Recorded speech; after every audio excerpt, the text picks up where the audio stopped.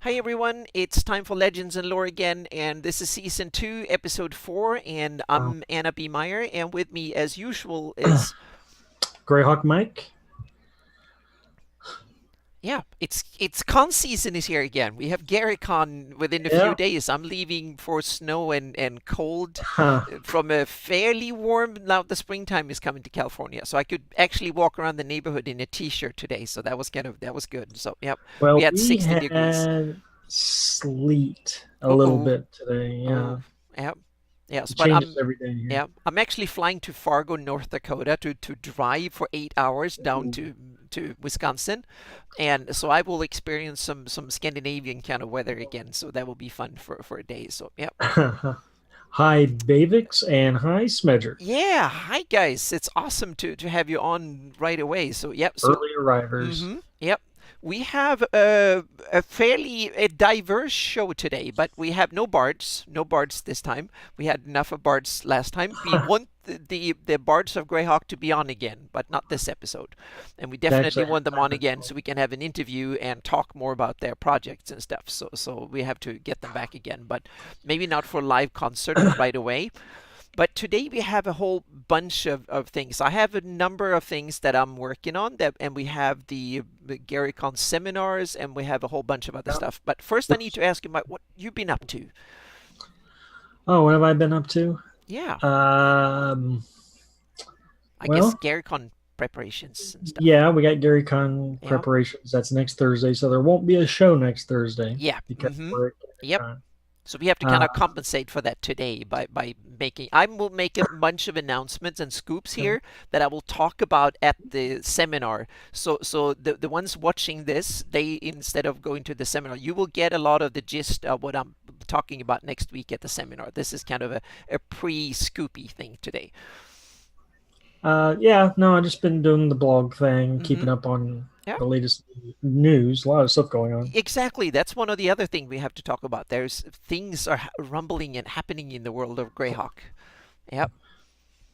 Um, so, what do you have to announce first to Well, lead off? I've been, yeah, I did to my patrons, like I think it was yesterday I published it, and a kind of an overview of my project for the rest of the year because I realized that was probably something that was appropriate for me to talk about at the seminar. I will make at the seminar I will talk about a brief kind of overview of what I'm doing and what I have done, and then talk a lot about what I'm going to do, what I'm working on right now, and what I will do eventually. So I'm just going to pick up, make some, have my secret notes here on the side, so I make sure that I don't spill all the beans because I want to have some cool things left over for my patrons to know first and to spill. But the at the Garricon at we have a Greyhawk.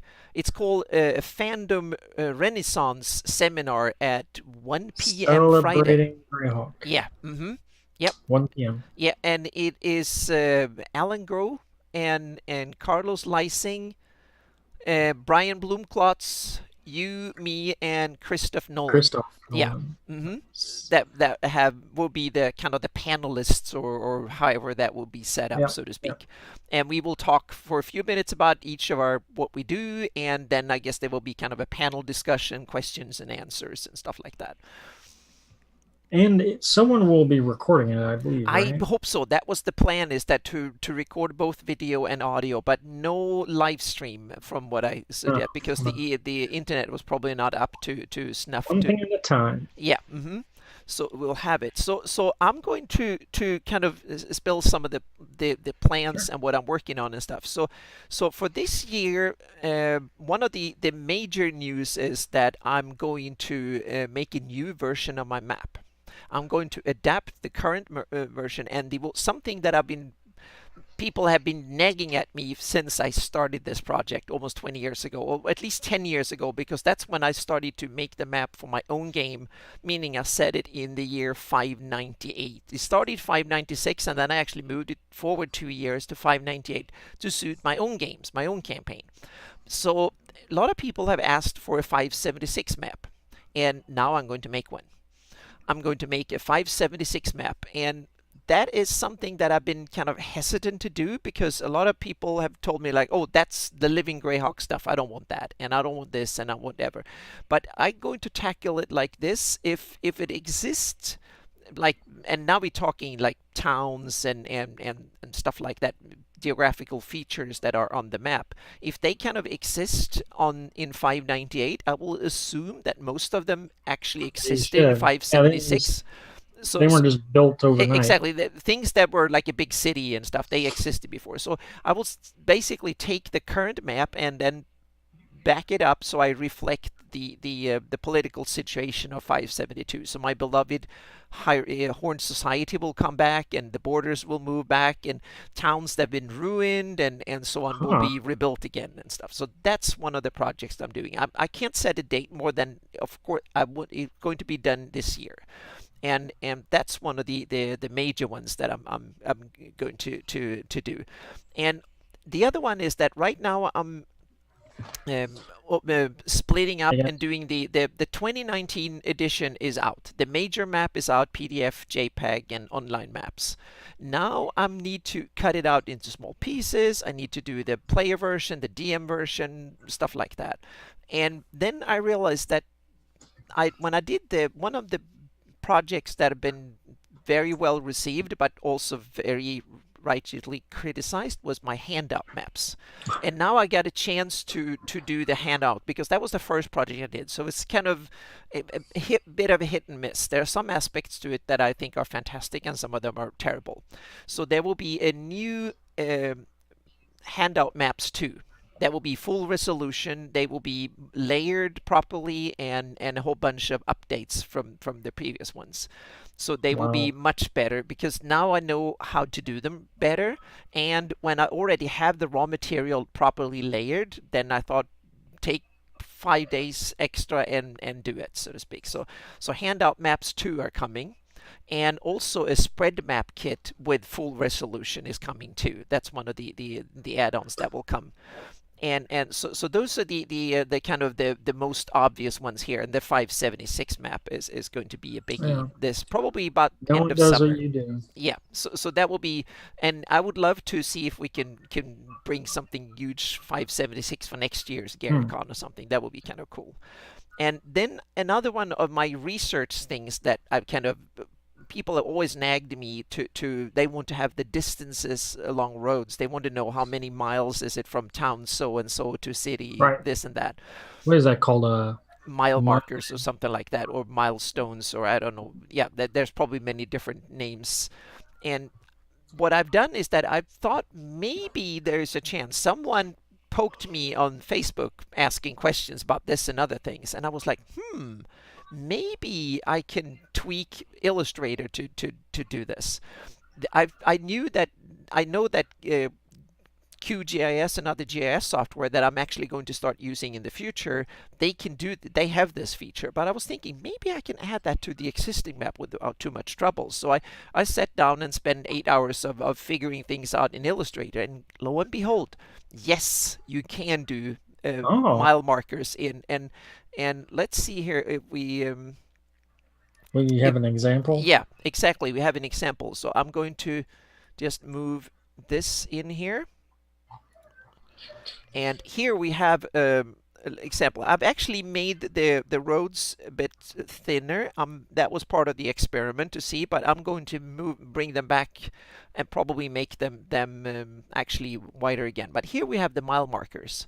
So every one of these small little pink or purple little dots here are the small ones here are 10 miles, and the big ones are 50 miles. So if you have one here, let's see, we have here's like 10, 20, 30, 40, and 50 miles. So you can see the mile markers, and I'm going to probably bring Huh. back the ultimate. So here you have all you can see this is my campaign map because that's the one I'm using for research and development and stuff. So here you actually have all the roads here are now marked and this is just one tiny area. Once I've figured out all the settings, I will transform all the roads and trails in the on the entire map to have these kind of mile markers, which I think that's kind of cool. So the 576 Superior maps, to yeah, and doing distances by hex, I yeah, guess. yeah, hexes are good for overland thing, but once you just travel one road to the other, you can just take a glance, and just like on a Rand McNally road atlas, you can just Hmm. see these little dots. And I want the my map to be as useful for campaign work as Rand McNally used to be, at least before the GPS units. So for real world travel, so to speak. So if you want to travel in the Flannies, this is the map you need, so to speak. So you can tell how many encounters you will have between here and there, so you can prepare. So that's one of Yeah. the thing that will come. So the 576 map will have it, and then the next year's edition will have it too. So the 2020 and the 2020 is already started, so to speak, because I put the first two things on next year's edition is already on the map. So it's kind of, yeah, it's kind of really What's wrong with Volo? okay. Yeah, Volo is too much. Yeah. Yeah, that's too much Forgotten Realms. So yeah, so that we will not have a Volo here. We have to have a Smedger on board to kind of do things here.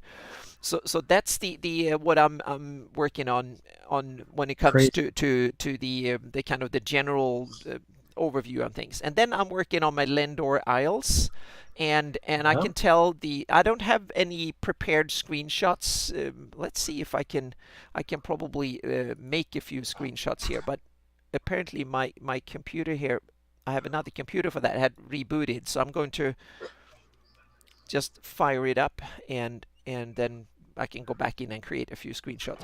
So the terrain for Lendor Isles is almost done. So it's the river and texturing. Then it's going in and make the all different versions and stuff. So that project is coming along nicely, and there will be a whole bunch of screenshots and stuff like that on the actual seminar, but I can probably steal a few of them in here in a few minutes. Now I just need to Okay. get back my notes here because there were a whole bunch of more stuff here.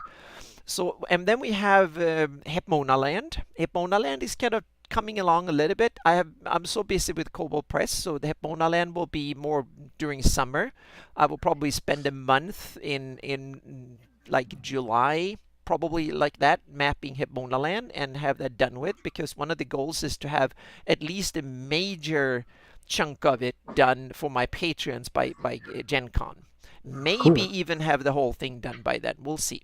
So that's It's one of the bigger than it looks. yeah, oh yeah, it's huge. So that's one of the other one. And for my patrons, and especially for my higher tier patrons, then I have one kind of, the big thing is that I showed you a little bit here, is that I'm going to overhaul my campaign map. And I'm planning to have my next campaign going to be set in the Shield Lands and the Empire of Ayus.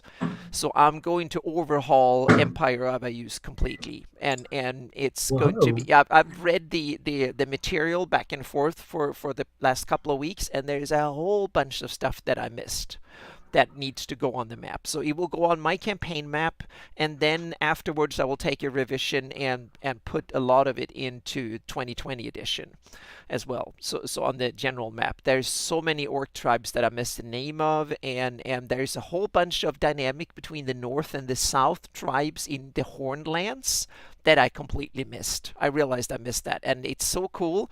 And there's some hint to names and a whole bunch of stuff. So that going in on my campaign map first, along with the mile markers. And so that will be get a significant up boost. And I've also have one of the secret projects that I'm going to spill the beans now to the general audience. I'm also going to map the domain demiplane of Ayus to go with it, and that will be my Whoa. first kind of idea and test to do outer planar mapping and see how I can integrate it. And that's my that's hints to that Ayus have some sort of demi-plane where he kind of roams part of the time.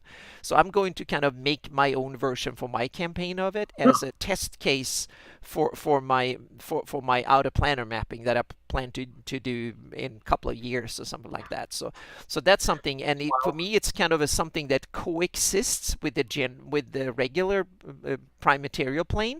So they're Huh. like entry ports around his domain, and then it's kind of an abyssal version of the prime material plane that he can Well, kind of roam and have some ideas. I'm going to tackle it somehow like that. So interesting. yeah, so that is something I'm going to do. So it would be a campaign. My take on the empire of IUs leading up to 598, so to speak, will be a major thing in that, and that will be something that will be presented to my patrons. And then the relevant parts that are relevant for the general map, they will be on the 2020 edition. Sorry. And that was it. Now I'm just going to start. I apparently didn't start it right here, so I have to reboot the damn thing Uh, again. But it's okay. well, don't reboot the show, No, not the show. That's why I have a separate computer for this crap. right? So yep, for the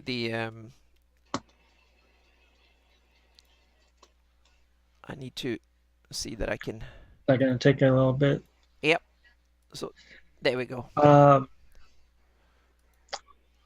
in the meantime, Yep. uh, I'm sure a lot of you have already heard about Ghosts of Saltmarsh. Yes. Mm-hmm. Just gonna throw that out now. Mm-hmm. Yep. Uh, as you may or may not have read, it covers the whole U series, Yeah. Mm-hmm. So what's Saltmarsh, up with this? and a couple Dungeon Magazine adventures, Mm-hmm. The Styes and Tiamarot's Fate. Um, how I know they're all thematically linked because they're looking for nautical or coastal adventures.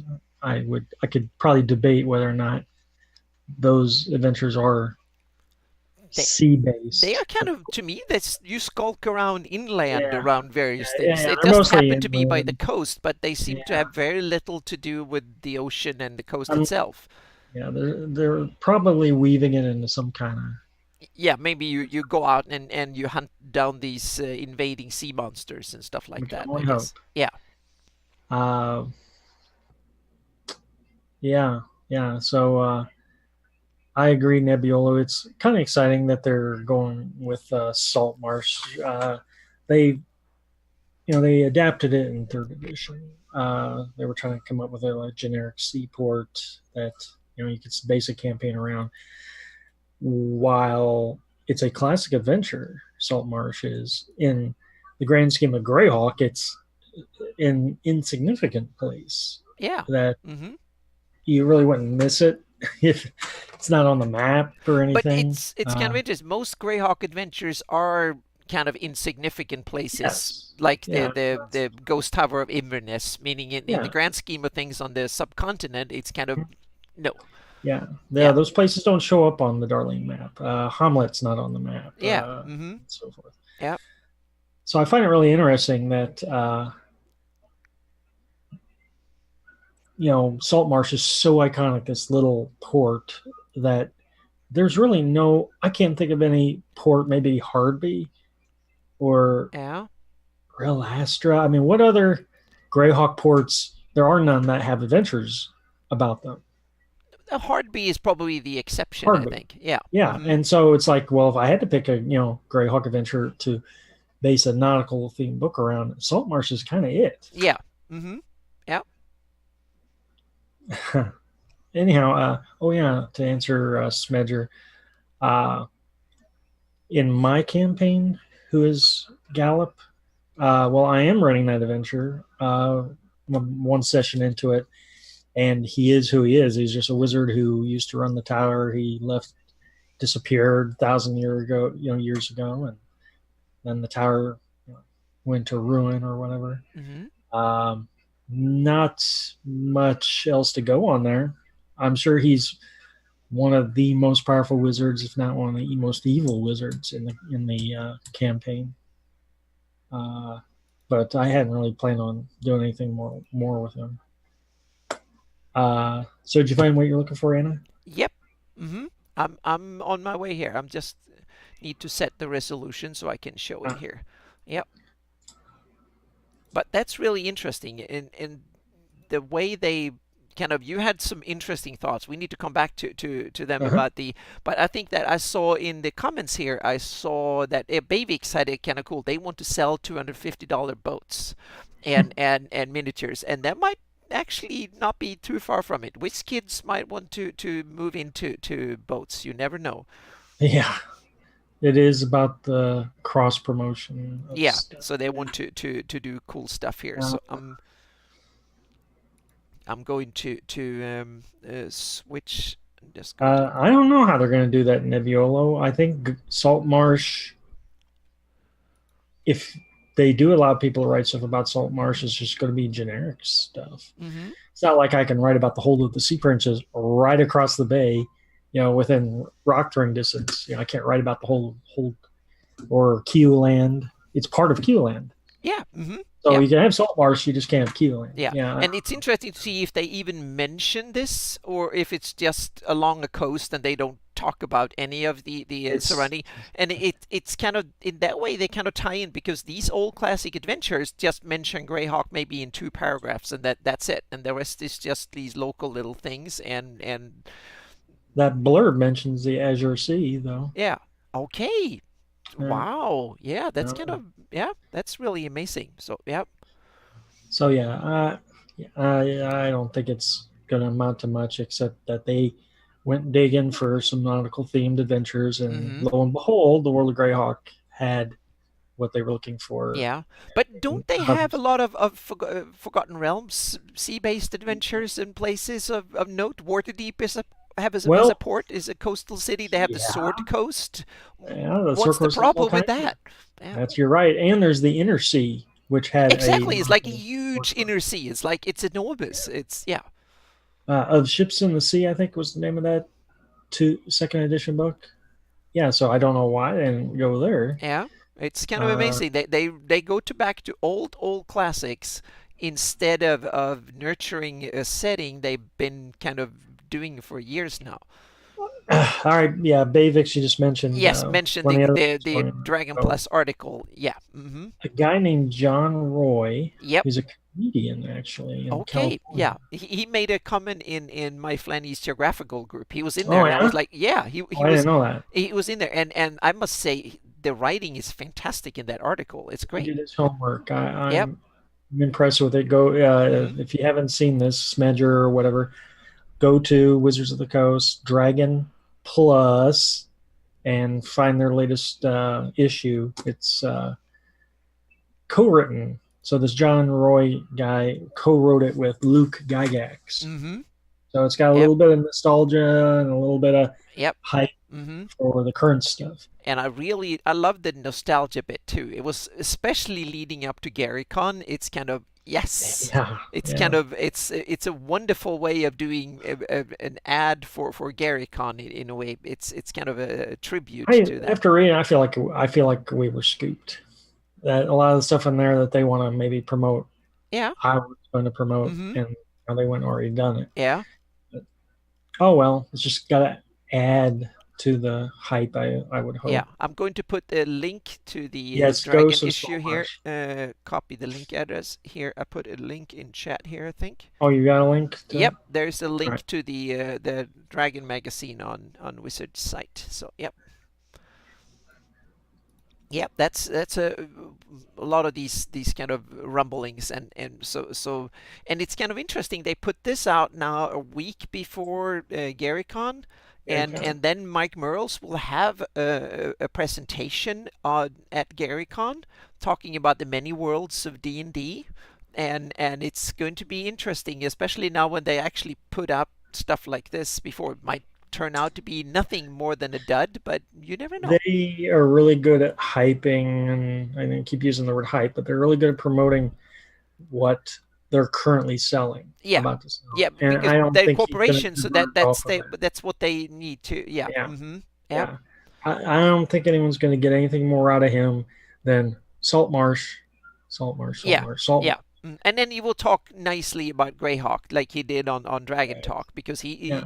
I agree with And almost everything he said. It was great speech and talk about Greyhawk, so to speak. So yeah. yeah. Mm-hmm. plenty of fine things to say about Oh yeah, Greyhawk. yeah, and he's knowledgeable, definitely. So he Yeah. knows his stuff. So it's I'll gonna. have plenty of to say about that stuff on my blog before and after the convention. Yeah, exactly. It will be interesting what we have to say in 2 weeks when we come on next time, so to speak. That will be, yeah. Then we have to have a kind of a follow up. We'll see if we're gravely Mm. disappointed, or if we're overwhelmed by all the new cool news, or if it was just a okay, yeah, that was it. So yeah. This convention is different. When I used to go to Gen Cons, I would do blog posts on what's going on at Gen Con, and I always have to like dig and scrape for Mm-hmm. anything very Hawk related. Yeah. It was that one year you got nominated for an Mm-hmm. Emmy, for Yeah. instance. That was a great year because I actually had something, you know, exciting and new to talk about. But this is time like we're making news. Yeah. Mm-hmm. We're actually doing something that's worth talking about. Yeah. Yep. Uh,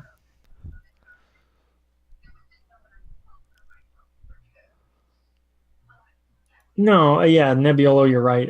The other two adventures aren't as iconic. They're just in the same series, and they're supposed to follow some storyline.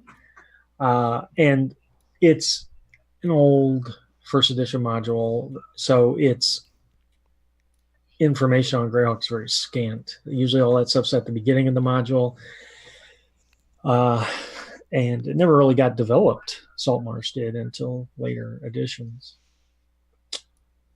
Uh, yeah, we will definitely get some future guests in while we're there. Oh yes, we need to talk to and see if we can grab a whole bunch of others. So yeah, and It's we definitely definitely want to next year have for me. the whole panel that is on the Greyhawk fandom seminar stuff. We want to have the rest of the panelists definitely on the show, and see if we can grab some other ones too. So yeah. So that Oh, that's the some of the plans. I've kind of set up. I'm just going to bring my notes back. So that's the I'm going to show just a little bit now. This is not a show about my maps, but I need to no. show like a couple of like a minute or two here on show. Here we have the you have to bear with us that the actual framing is might not be perfect. Hang on a second. Maybe we can do. Perfectionist. Yeah, we can do this, but then the video don't work, so we do this in the Oh, meantime here. So here we have the actual 3D terrain. It's not textured yet, and it's not complete. You can see there is like this area here, and we have a couple of islands here I haven't detailed. But the reminds me of a lot of them games that the battle royale games that are out nowadays, and they parachute in on an island from that yes, view, yep, like and then yep, zoom in on. yep. But here is the and there's going to be a lake up here. Um, in the meantime, and what I can do, I can go back and superimpose the existing map so we can match here. And I'm going to do this, and Yeah. then we can go back in here and So actually redo the thing. It will probably take a few. Here it hmm. comes. So now we actually superimposed my old map textures on the terrain here. So now I've matched almost every hill and hill range and all that, and there's where the lake is. So this will be a lake that fills up here, and you can tell. So and one of some of the areas here are really cool. So you can. So I matched the. I'm going to go back and just show the elevation. It's probably better. So the terrain is really detailed, and this is I can simply export this in almost any resolution possible. So this will be probably about 100 foot or less, maybe even 50 or something feet per pixel in the resolution of this.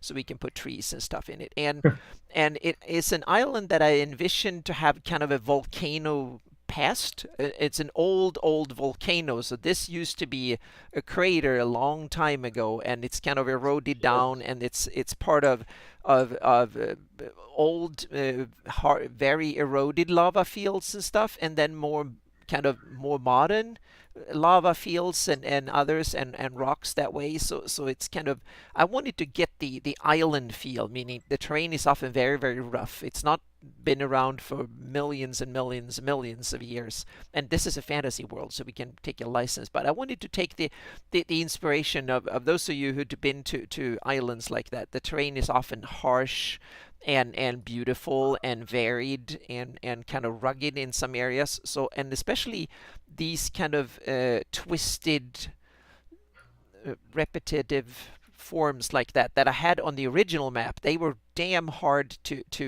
kind of to get them being repeated on the map like this. I'm going to move the area of interest over, and we can just look from here. We can look from the top here. So I'm going to move this area of interest over to another area. So we take, like, this area is fairly well done, and then go in, and I'm going to render it, and it will take Tina's about got a a little minute. ways to go before she gets to the Isle of Dread. Yes. Come Yeah. That was one of the ones that was on the list, but on. Lindor Isles won in fair Okay. and square by all the, what Wow. was it? It's 18, or then I guess it was about 1,600 members of Flanies Geographical Society that wanted to. I voted for the Walworth Isle in Nerdiv. That's Ah. my favorite, that little isle. But no, I was lost in the heap. So Lindor Isles actually won with a little bit of margin over the Isle of Dread. So the Isle of Dread was number two, and my criteria was something that is roughly 100 miles from one end to the other. This would Wow. probably take about 30 more seconds to do. Then it's done. So we, instead of looking at the stuff here, we can look at our Right. video heads here for another 30 seconds, and while it's going. So that Well, you do have some huge maps yep, and file-wise. it's going to be, so now we have the, now I'm going to come back and zoom out a bit here. So here is this area, and now it's just rendered in low resolution, but this will be textured and put, and the rivers and small, like, rivulets and small lakes and stuff will fill the landscape.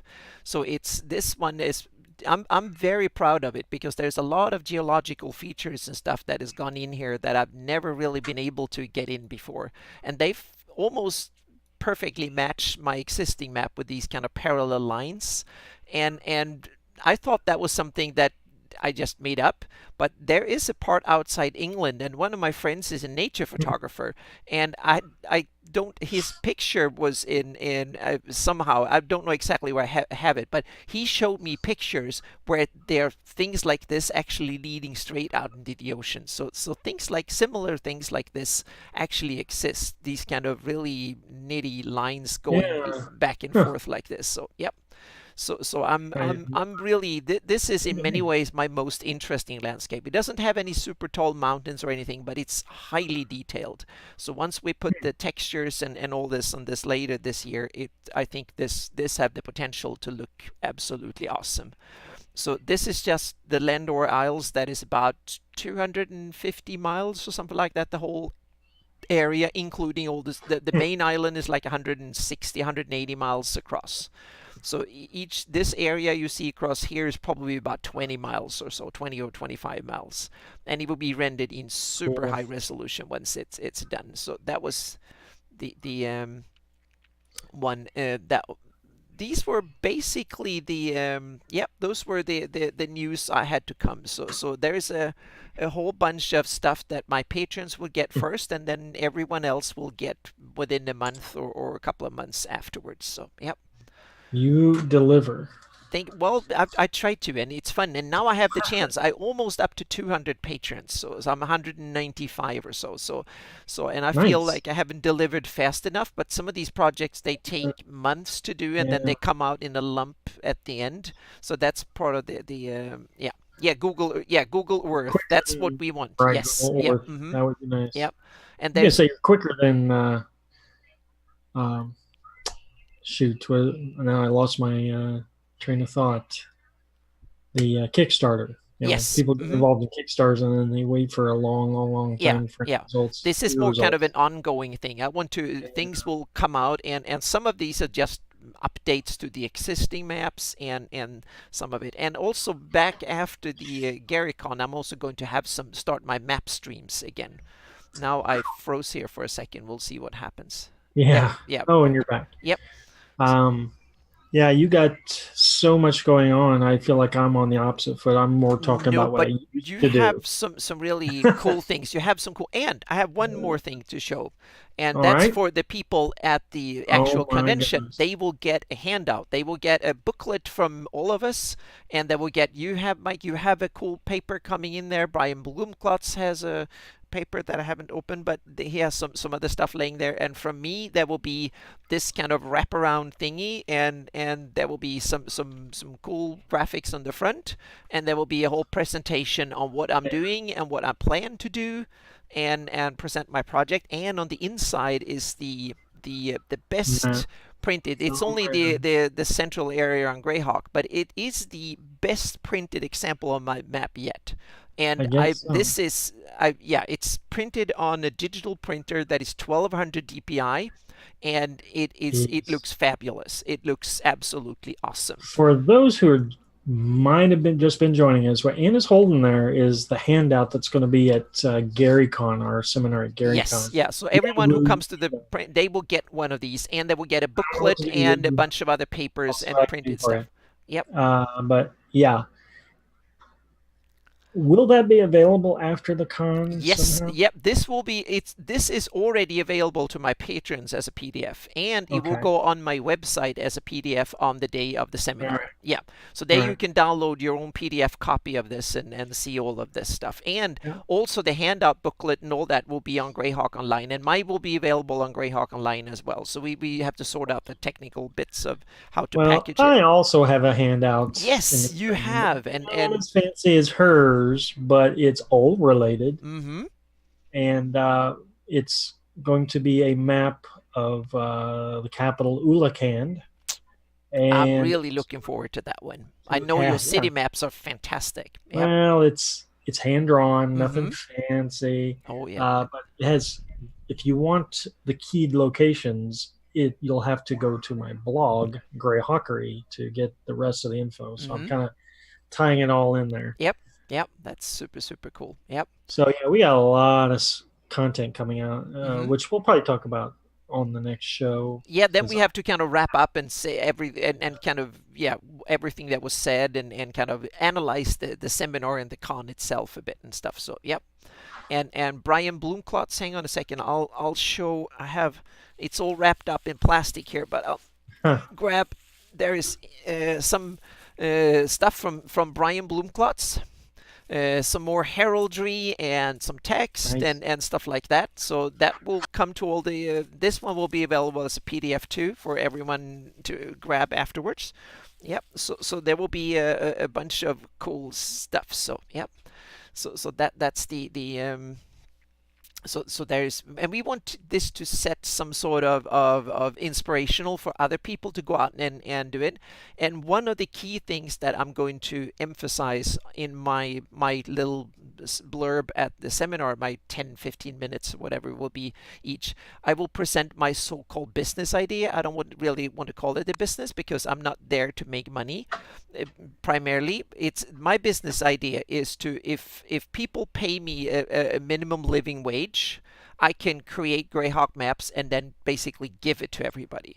Because the Woohoo. idea, my maps are licensed under the Creative Commons by NCSA, and these things means that anyone can take my map and download it, alter it, and share it with the rest of the world without asking me. The only thing is that they can't charge money for it, and the buy, meaning it's no business related, so to speak. So they can't sell it and earn money on it. And Yeah. the basic reason for that is that I don't want Wizard of the Coast to steal and then sell it for money, so to speak. Right. They have to ask me for permission first in order to do that. And the non-commercial, that's the NC. Buy, that means that anyone can share it. and you can alter it. You can make your own version of my map. You can even download my original Illustrator file and redo it and then distribute it for free to anyone. And you don't have to ask my permission for it, because I want people to take my map and make it their own and then use it in their campaigns and put that on their websites and stuff.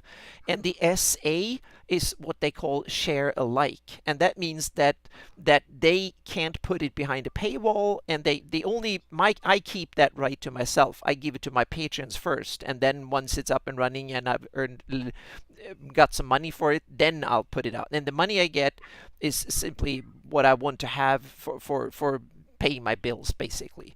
Right. So that's the idea, and then give it to everybody. And I want to emphasize that, and if you read the fan creation regulation or like rules that Wizard of the Coast have set up, that's basically what they've opened for. You can create fan stuff and share it as long as you're not selling it or earning money on it, and you're not using the Wizard of the Coast trademarks and stuff. And that's where you can get iffy with things. And on my map, that's why I'm using the Flanese and not Greyhawk, because Greyhawk is trademarked and Flanese is not.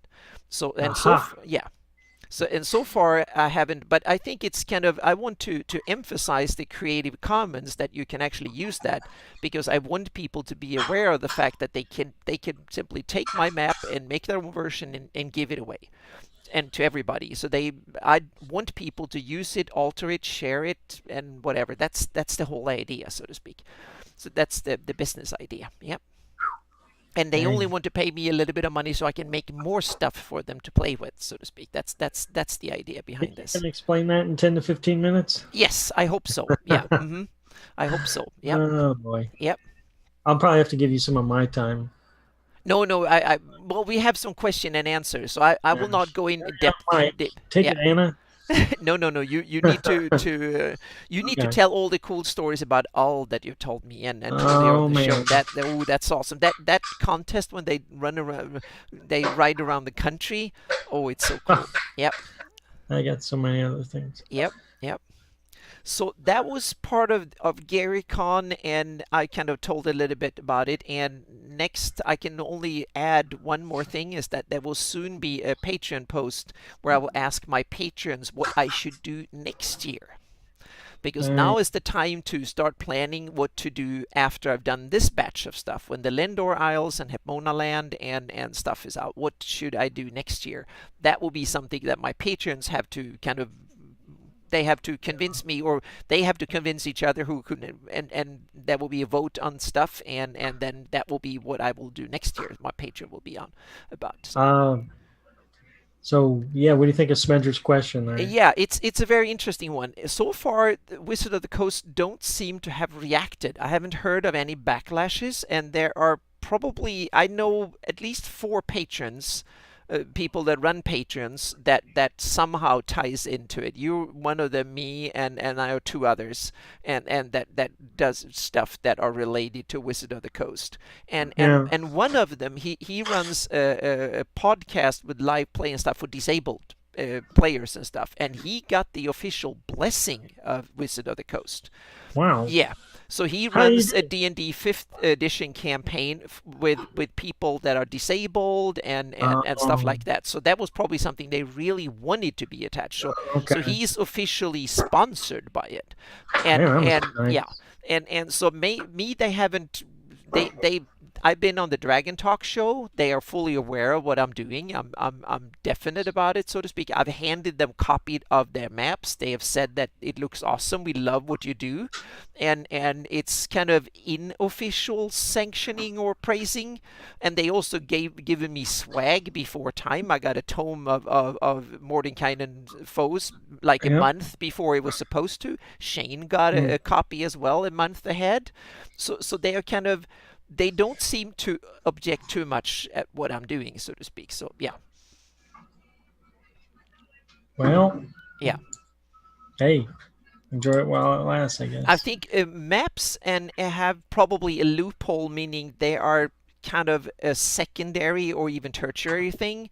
The primary thing is kind of the rule system, and then you have the major stories and the names like that. Artwork and stuff like that comes comes, I'm only touching the edges, so to speak. And also, in a way, I'm helping them sell stuff, because maps is something that, if in order to use my maps, they need, you need their products, their old PDFs, their new Yeah. rule books and stuff. So I know that Shane for that runs this channel, he's sponsored by Wizard of the Coast, in meaning they send him swag, they send him a tome of Foe's books, say, can you run a campaign as part of our launching thing and stuff. So they're certainly aware of things that we do, and that we actually get money for, so to speak.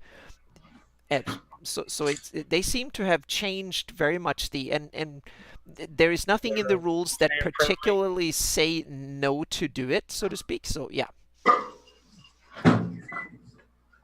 Uh, I don't know about novels. Novels is interesting. If you release the novels digitally as PDFs to your patrons, I don't think they will cut down on that at all. Yeah. But once it's a physical something you can Yes, and physical, it's much see. harder. Yeah, and Huh. as long as you give away for everyone, if you only give it to your patrons, meaning you have to give someone money in order to. If I only gave my maps to my patrons, patron members, then I will be in trouble. But if I give it all the maps that I do, after a little while, they're all available on my website for download. Even the source material is available, and I think that's probably what keeps me from not getting sued so far. So yeah, and now I've been doing it for 20 years, and I've been kind of known enough in the business now that if they wanted to shoot me down, they probably should have done it years ago. Yeah, but if you do it right, then yeah. Hannah Defense Fund. Yeah, well, yeah, we'll see. So yeah, I don't need one yet. And if I get a cease and desist, I can just keep doing it in the background and just say that I do it, and that will probably give me. It will be probably for PR promotion. It will be the best promotion I will ever get. True. Yeah. So promotion wise, it will probably be awesome, because then yeah. Yeah. So That's why I think someone should just say screw it and try to release something Greyhawk, get the bad pub, and then yeah, release yeah. And I'm basic. verify Yeah. that Greyhawk works. Yeah, and it's kind of interesting, because once they have DM's Guild open, they can basically get 50% of my revenue. So yeah, which would Yeah, be yeah. I don't know why they don't go with that. It's crazy. Uh, Yeah, thank you, Nebbiolo, because I really want to emphasize the Creative Commons license, because I think it's great, and I do this out of love more than money, because if I were flipping hamburgers, I would be wealthier than I am. And I'm also in that good situation that I used to have a job that paid well, so I don't have a family to support and stuff, so I'm in a good spot there too. So I do this for fun, but I still need to first of all pay for the software, the tools, and kind of the time, because I can't do anything else for 10 hours a day. So if I can get like a minimum wage of, let's say, if I can earn $7-8 an hour doing this, I will be fine. So that's my huh, goal. If I can earn like $10 an hour, so that will be perfect. Then, and that's roughly, if I get 500 patron members, then I'm home free. you're Then set. then then Huh, the Greyhawk community have hired themselves a full-time Greyhawk mapper, because then I would not do other commissions. Maybe I wow, have to do for Cobble Press and so on for a few more years, sure. because I started, but I will basically say no to other big commissions and stuff, and only do Greyhawk. So yeah. I didn't know you had done the math on that. That's pretty Oh impressive. yeah, I try to stay ahead of the game that way. So yeah. Uh, yeah, it's Oh poverty, yeah, man. it's poverty. I know that, but it's thanks to husband and previous, that I'm not starting out from zero. I'm not building. This is not a career for me. This is a kind of a hanging in Don't there quit kind of your day job. job, people. Yeah, yeah. So I can't advise anyone to quit the day job to do this. Yeah, until I see an opening, it was just the coast, and I'm thinking, Yeah, don't do it. yeah, yeah. You know, it Yeah. sounds fun. It'd be, It's your yeah. dream job, but Mm-hmm. how long could you really last? Yeah, and also that's one of the other things, that in order to do this, you have to kind of set it up that you can work for years on it. without any revenue. Meaning, I've done this for almost 20 years as a hobby. Before I started doing, at least 15 years as one of my hobbies before I started doing it and earning a penny on it.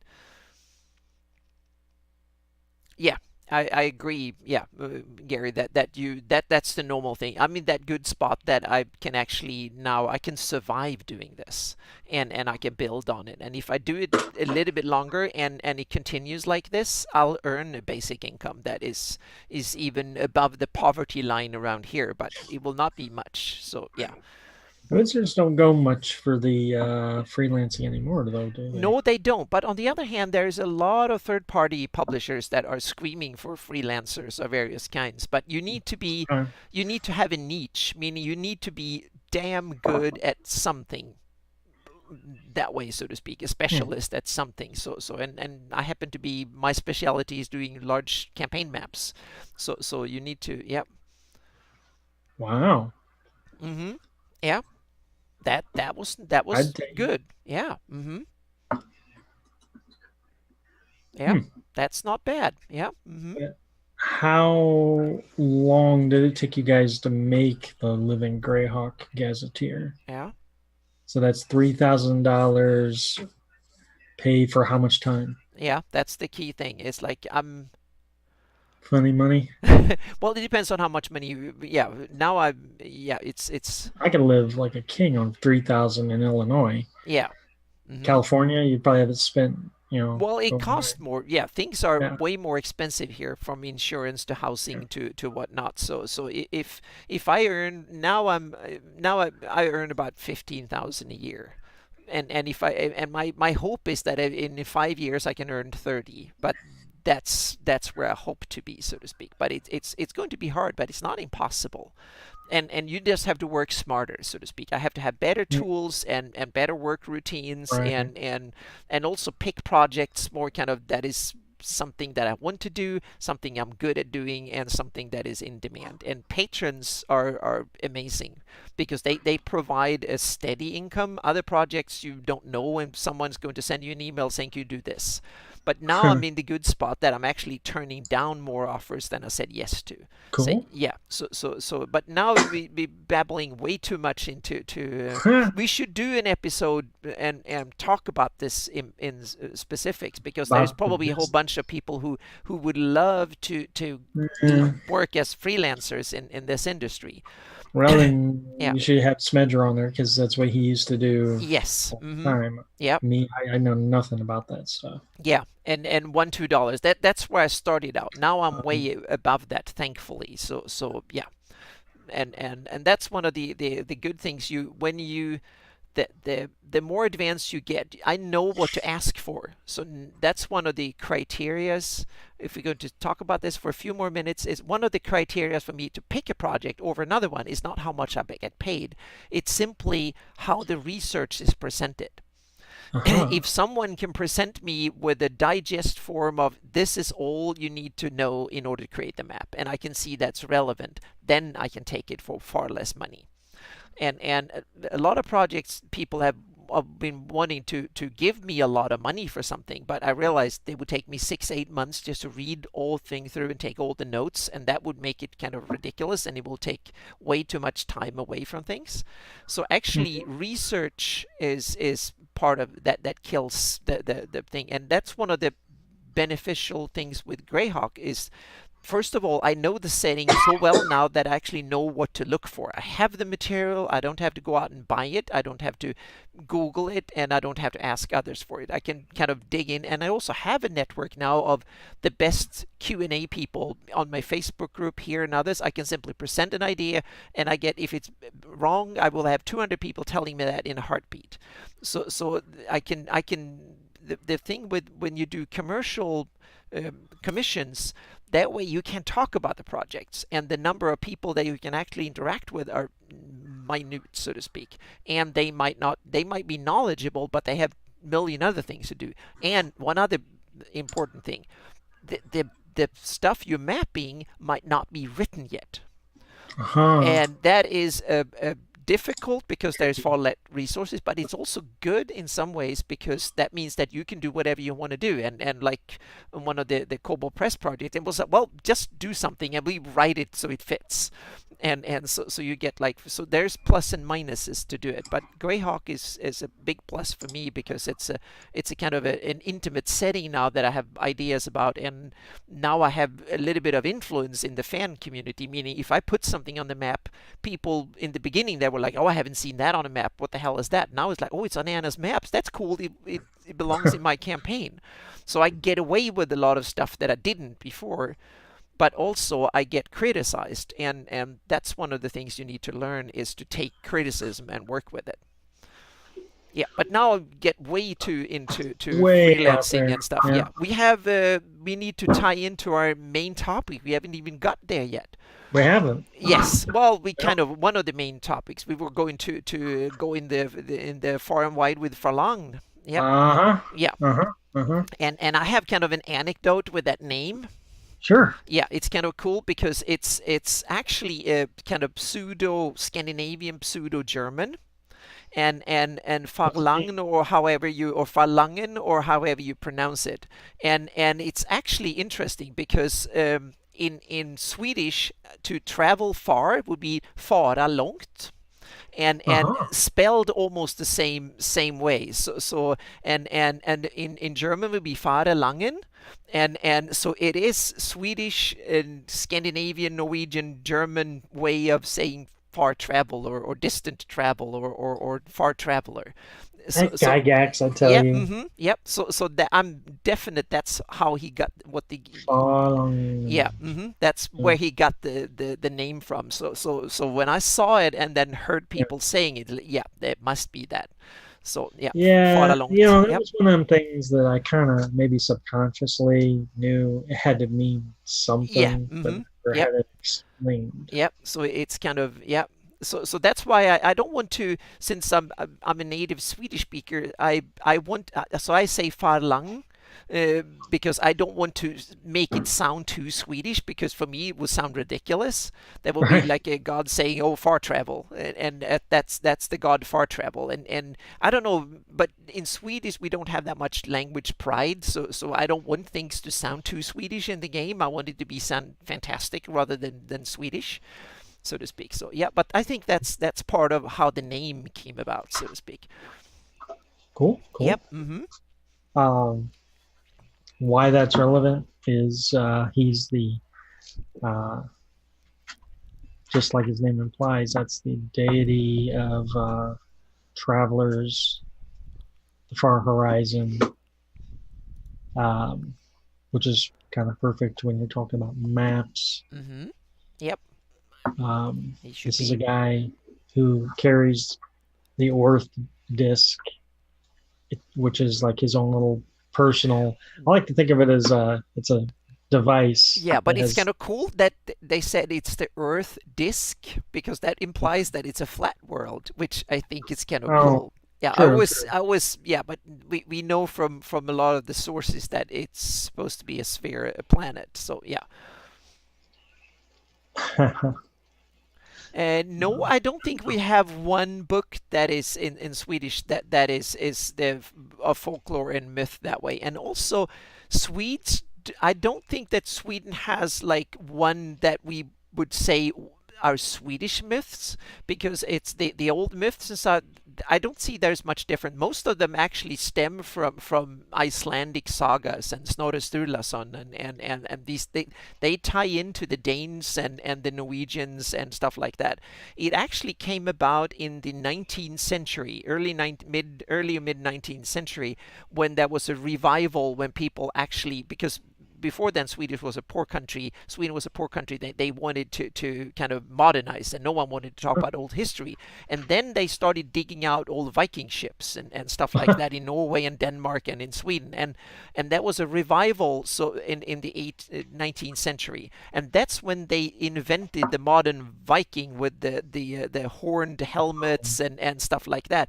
And they tied back to, and they started making songs and poems and stuff. So actually the Viking myths and the kind of idea that we are Vikings in Sweden and stuff, that came about fairly recently. And now they have actually dug up, and the archaeology and history is starting to catch up, and they now figured out that the Vikings was not something that came overnight. It started in the Bronze Age, and the Bronze Age had Northern Europe from Germany and northwards had a booming economy in copper and tin and a whole bunch of stuff, and they learned to build ships and go far and wide 2,000 years before the Vikings came about. So they were kind of a conclusion of a long story that is coming out Wow. now, so to speak. So Smidger brings up a good yeah, question in my head. yeah. All right, so Sweden, Norway, and I don't know. Who would if you had to say one's the snow barbarians, one's the ice barbarians, one's the Ah, frost that's barbarians, true. who's I who's would make the hang on a second here. who? I'm going to take a peek, and Okay. I would go and say that the Kruski, Denmark. yeah, the ice barbarian. I will make them the Norwegians because they're Okay. up there on the coast, Fair. so to speak. I would definitely All make right. them that way, and then it will be the Frost and the Schnei will be the Danes and the Swedes. I'm not All really right. sure which one will be which, but I simply say that Schnei will probably be Swedes because they are on the east, and the Frusti will be the Okay. Danes, and they're a little bit further south, so to speak. They're kind of That's cool. the lowlands more than the Schnei, if I have to. Oh, Yeah, yeah, you throw a Ratik in there? yeah, and Ratik, they seem to be that they're the ones connecting it down to the continent. So maybe they are the Danes and stuff like Yeah. that, and stuff. But I certainly see a lot of parallels in old Norse kind of Scandinavian culture and myths and stuff Oh, with the barbarians up north. And that's one of the few times here in America where I actually had use of Swedish language and stuff. So when I played one session and I used barbarians coming from the north, I spoke Swedish and yelled out old things and titles and stuff like that in the game, and that was really appreciated because that gave kind of a flavor, jarls and stuff like that. So that was kind of a way to yeah. um, so this topic, there's real no direction on this. I Yeah. think we were initially going to talk about him because he's tied to maps and whatnot. His brother, so Farlangen's brother is Celestian, Yes. which is a nice little tie because he's the stars, and then the other one's like Yep. the earth, all about the ground. And um, what was I going to say? Uh, Celestian is an interesting one because I haven't seen a whole lot. I see them in books a lot, but I don't see them used a whole lot in actual gameplay. No, he seemed to me to be a non-folksy. If you have Cuthbert being Yeah. one of the most folkly, meaning everyday people pray to him, there are temples everywhere, Celestian seems to be one of these aloof deities that normal people living in the Flanese don't seem to care much about at all. Yeah. That's something for astrologists, seers, and old stuff like Yeah. that, like Yeah. Bokob or something like that. Yeah, Right. Right. Uh, so I thought that kind of interesting because I think they are both in the core list, though. that's what I think too. Yeah, they seem. So they're not marginal. They're Yeah. still important. But one is Um, the folksy one, and one is the one literally oh, above everybody because he's not about what they live in, and it's more like Celestian. He kind of embodies and controls things that are not in the sphere of the common man, so to speak, or the common dwarf. oh, Or true, true. yeah, You think he would be more important to, say, a spell jamming?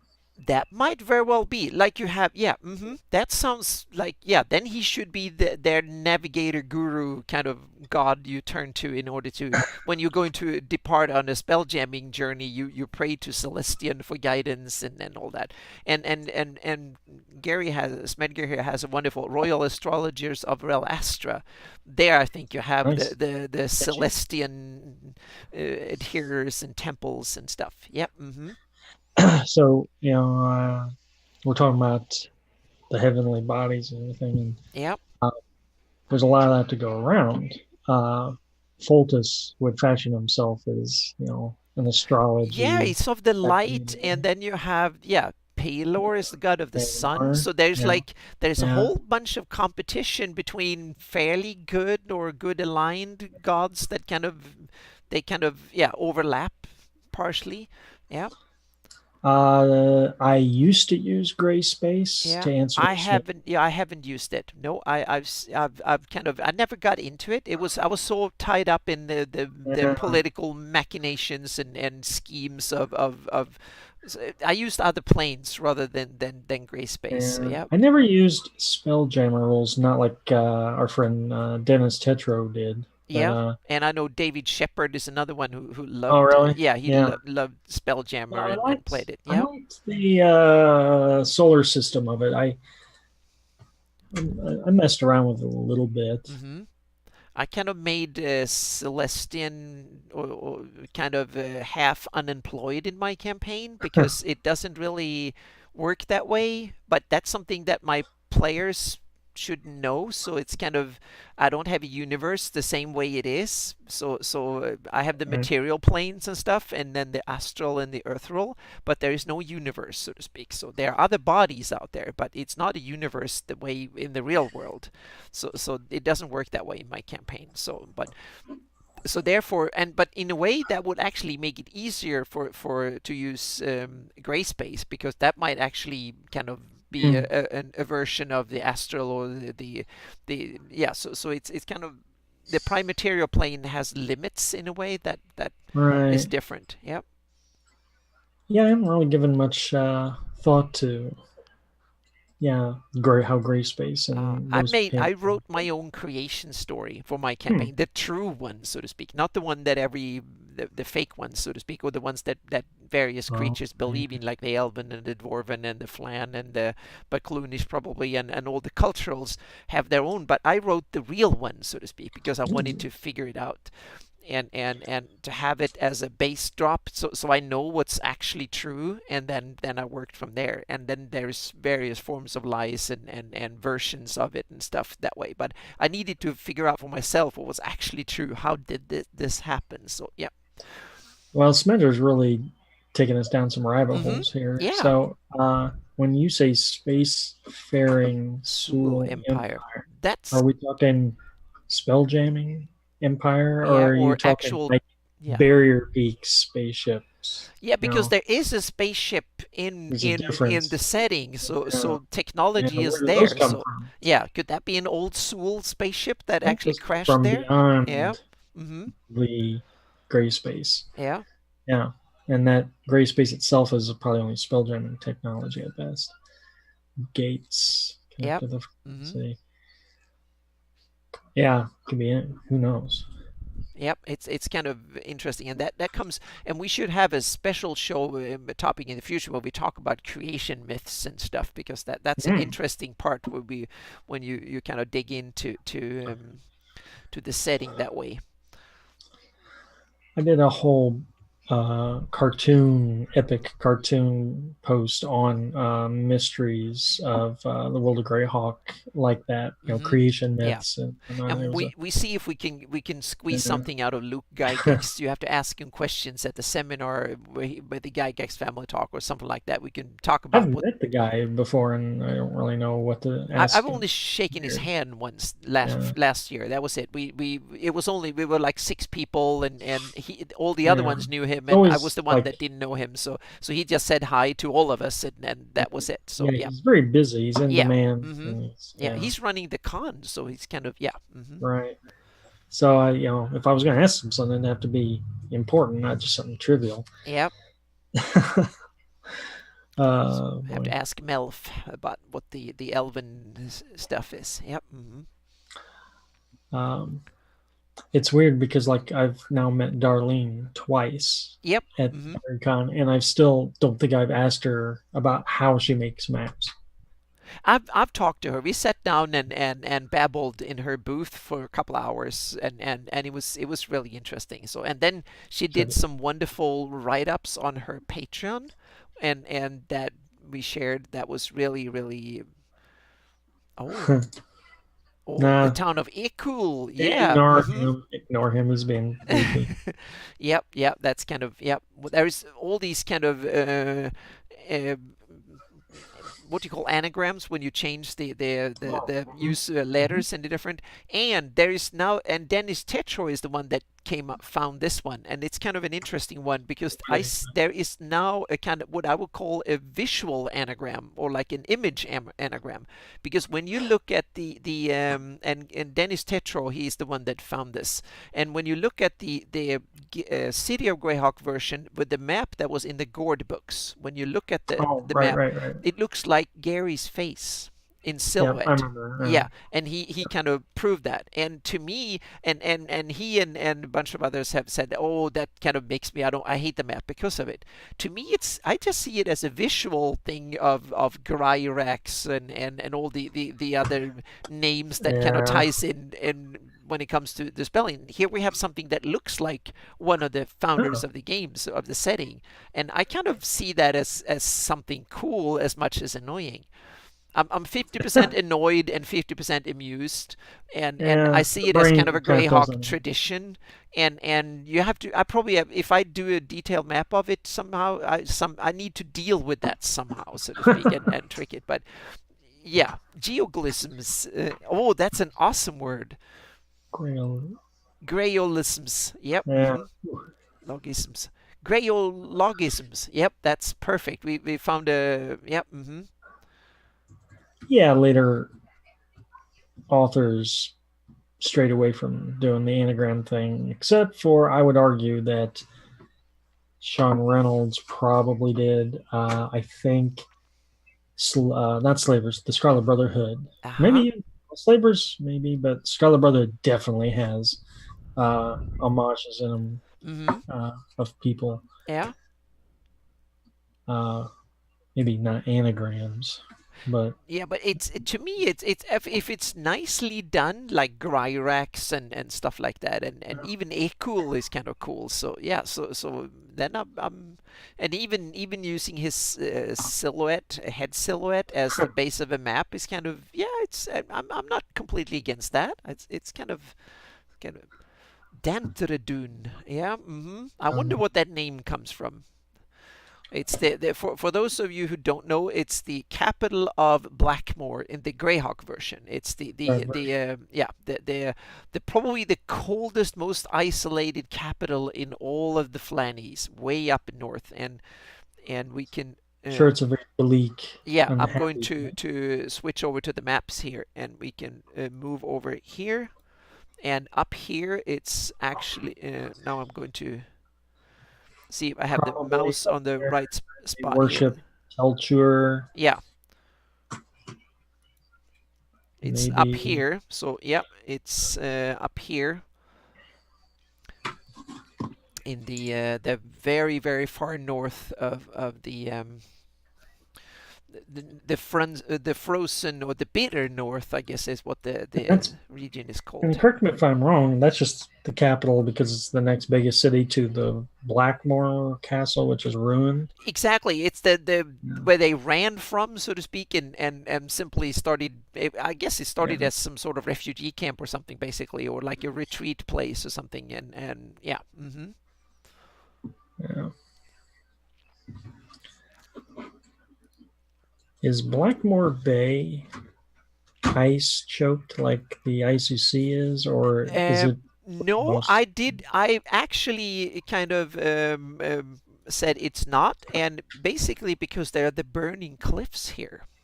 Oh, Yes, yeah, so or I kind of it there is a breaks down. winter version of this. Let me see if I can open the winter version of the map here.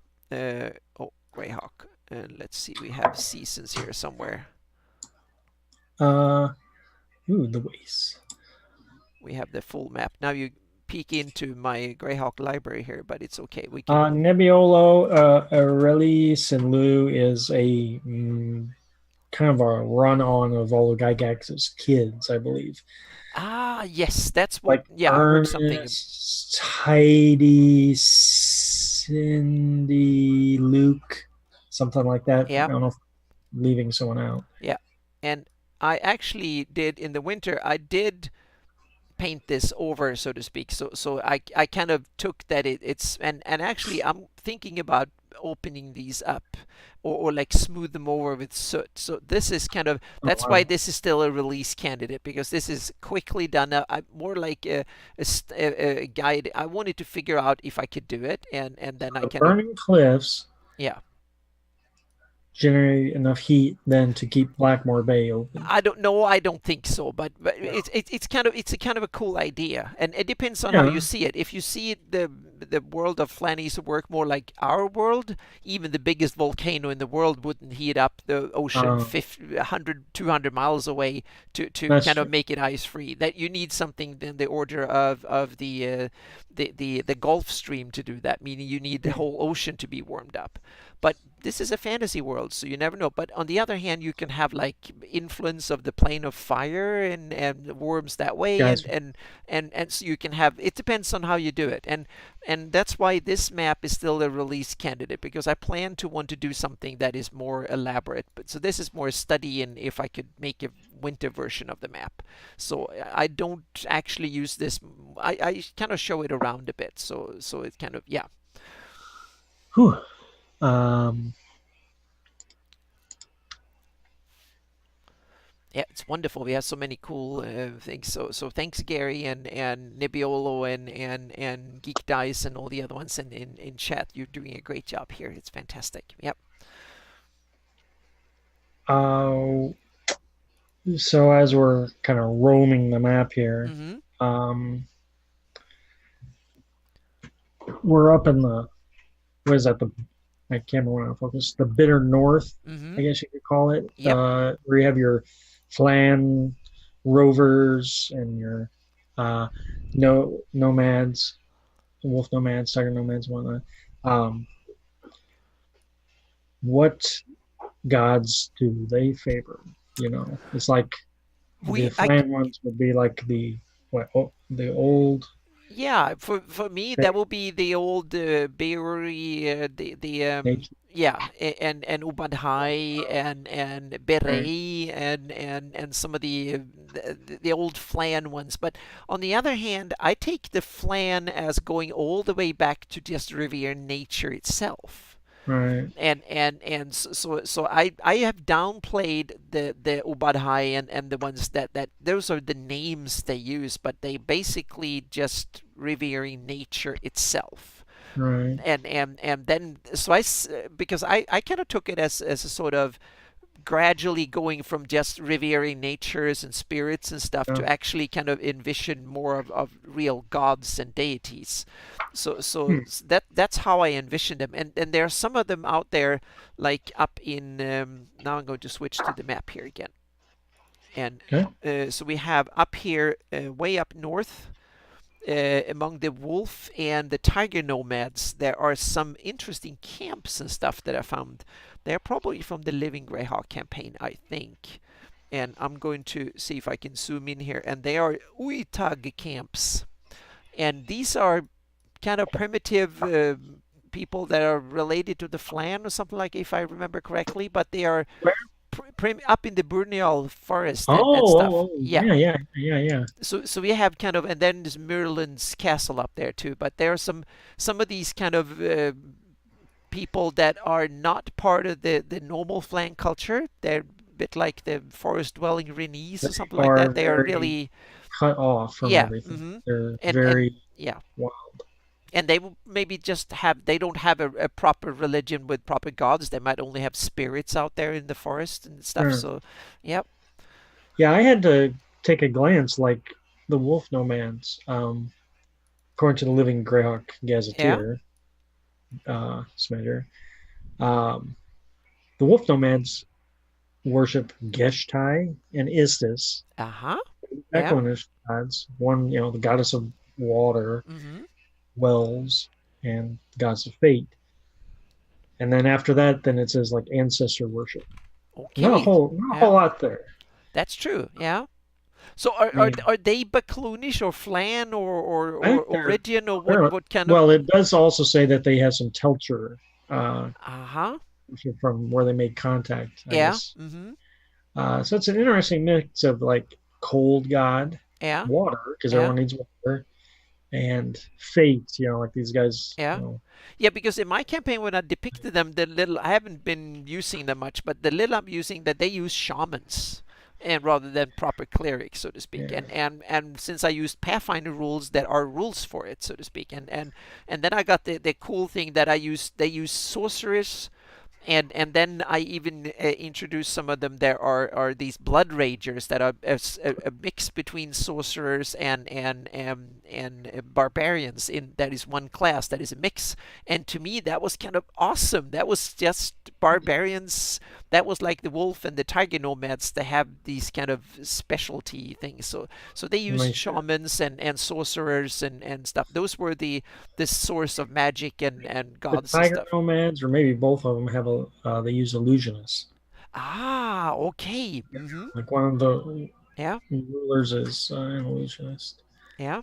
I don't know which one it is, but uh, so not while they don't worship a ton of gods, they're more focused maybe on Mm-hmm. what Yeah. they're worshiping. And they might be down to earth practical. They only use the Yeah, gods that really affect their everyday life, so to speak. It's like yeah, a yeah. seaman or people that a captain or people that live in Hardby or go on cruise on ships. They might only offer to their ones, and maybe some vagabonds out in the street. They might be Farlang. They might be the only god they really need, so to speak. Yeah, and for people who like live on the plains and Yeah. maybe guided by the stars, you think they would worship Celestian Yeah. or But they might simply something. go by the roads and the trails they know and then go with Farlang Ah, and it might be by yeah, but yeah. that's one of the key. And now one of these kind of things that I'm thinking in your Greyhawk gaming, do you see most people as monotheistic, or do you see them as they go pray to the god that is in their particular needs at the time? So when they want to have Yeah, kids, they go and pray to that, and when they want to yeah. get good harvest, they go and pray to the other god. And then when the war comes and the enemy comes, then they take some other deity and so on and so forth. Oh, definitely. Yeah, that's how I I depicted it too. That definitely think they so. are up. They go A la around carte. and yeah, and then you have a few areas like Theocracy of the Pale, where it's that where are theocracies and there's Uh-huh. only one And god. But that's some. those are usually the Hmm. ones that are trouble. Yeah. Yeah. Yep. So that's and I also have this idea that gods get their strength both from worship but also from fear, meaning the Nerul he gets, it's not that he doesn't get the strength from They people have a lot of worship worship. him, but he from people fearing him because they fear to Yeah. die, and that's how he gets the strength. So they get from reverse worship, so to speak, from kind of from fear of being affected by the god. I can't remember how I did it, but I know I wanted to work Nerl into sea, like the South Seas lore, like Davy Jones' locker. Mm-hmm. I wanted like Nerl's something, like, sailors are, you know, afraid of death also, and, Mm-hmm. uh, might be buried at sea and, Yeah. rises, drowned ones if they don't appease Nerl or something. We don't think much about sea gods in Greyhawk. We're usually focused on what happens on the mainland. Yeah, because unless you if you run the Seaborn campaign, so like now when the new Wizard book coming out, that might be something that Yeah, people who play fifth edition might all of a sudden want to take yeah, it'd be to the nice. ocean. So yeah, and Gary or Smedger here, he comes up a really good point. I think you're dumb to disrespect other faiths when the gods can really smite you.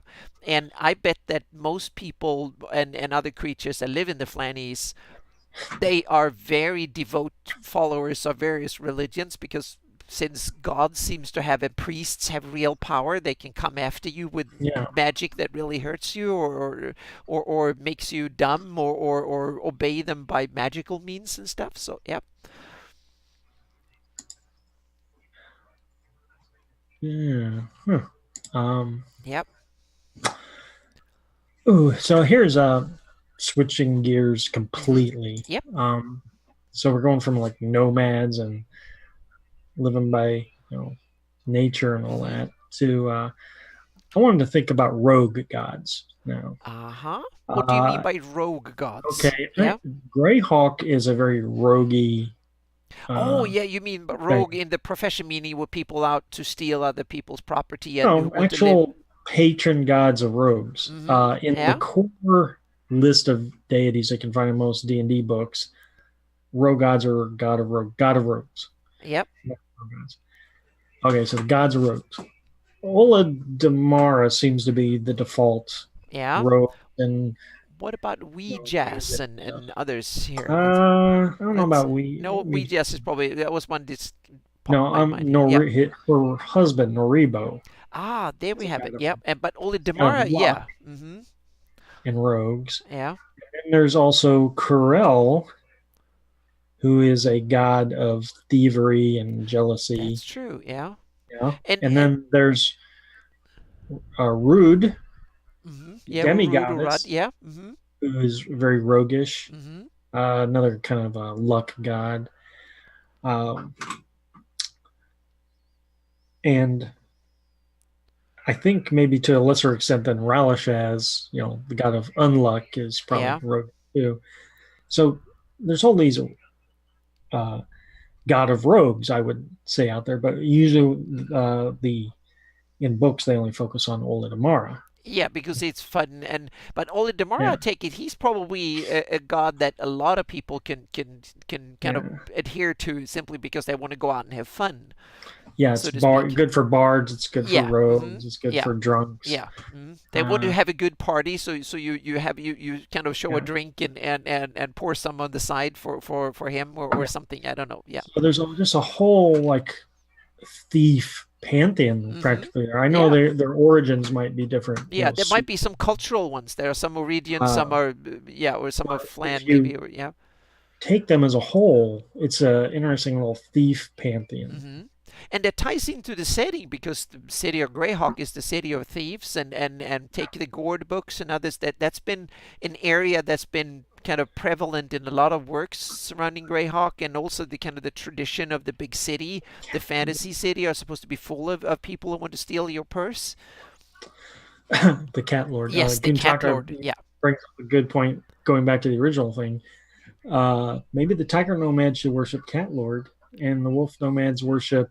the dog lord. No, what do we have a dog lord? Or The cat I don't lord know. is something that That would was make sense. prevalent, especially in the Gord books. Yeah, Gary kind of wrote a whole book where cat lord is one of the master. really. Yeah, Yeah, I don't know much about the lords.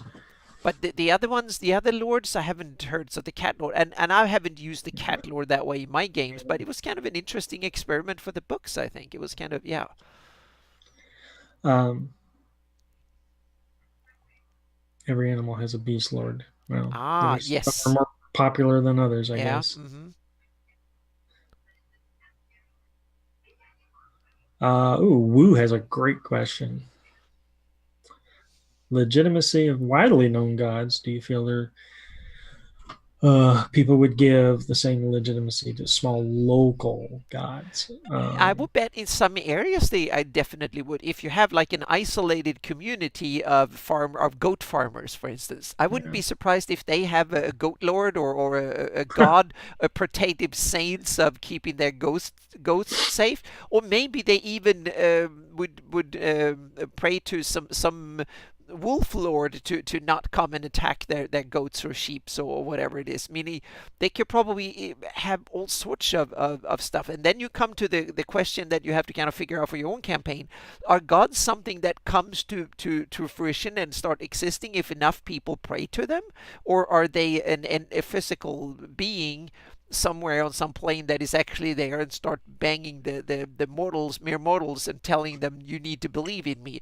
And there's various takes on it. You can kind of Hmm. play it one way or the other. It's up to you as a DM to figure out how you want it to play. But I can certainly see that local gods in my campaign, you can have areas that one god can have almost unanimous approval and being worshipped simply because and you can have like take the Bokob as one of the instances, Yeah. meaning it doesn't need to be a geographical. It can be high wizards, powerful wizards might Yeah. use him as their patron saint in order to be better at their profession. So, and you have Siltius, then you might be Money. merchants and bankers and others who handle money and trade and stuff. So there might be a lot of these kind of examples, both geographically, professionally, culturally, and stuff like that too. And Greyhawk is one of them settings that has a trillion little gods though. yeah, And yeah, if you want to really get down local, like hmm, Wu's saying, yeah, have a village whose main god is Fortubo, yeah, hmm, god of yep, smiths or yeah, something. hmm. There's a lot of obscure. Yeah, but I see it is like a fantasy version of the real world that way, that big cities, they harbor all sorts of faiths. There are temples Yeah. and little shrines, hidden cults in the sewers down there for Vecna or for Tharistun or And whatever, and yeah, and stuff like that. And out in the little village, then if you don't adhere to what's the prevalent god in that area, they might come and knock on your door and tell you that excommunicate you if you don't pray with us in the local little chapel or something or whatever. So yeah. I don't know about Guntaka's question. The Rune Temple in Greyhawk that has a guy who worshipped a monster that he found in a cairn. It's not really Uh-huh. jumping out at me, but I like No, it. it's a cool idea. You can definitely run with it. And then we have the What cult kind of of one? Zargon. Hmm. Is that something? I never heard of the cult of Zargon, but it sounds cool. Yep. He's talking about probably the adventure, the Lost City, Uh-huh. Okay. which is I don't know. That's not official Greyhawk No, maybe Lost not. City. Yeah. Um, but probably generic enough that you could put it in to maybe the West. Yeah, and then you have Ayus that pretended to be the god of Vatun to the poor stonefisters and others in the east to make them run wild and get angry and whatnot. So yeah. Well, Guntaka's really got me stumped because I never had Return to the Keep on the Borderlands. So I don't know about that one, man. You I have it somewhere. I both have it in PDF and a physical copy here somewhere. Jeez. But I read it through briefly just to get the geographical features out. But Well, I know that yeah, Age of Worms tried to combine three gods together. It was some kind of weird cult that was yeah, combining. they have Q's and no, that was the Age of Worms have It was Q's. like I can't even guess what it was a tripartite god like Erythnol and Yeah, but Hextor or yeah, but that's interesting because stuff. we have erythnol that is like the pestilence and illness and disease and stuff. But then we have Cuyus that is the god of worms and stuff. Or is he a god really? God, I think. Yeah, Lesser god.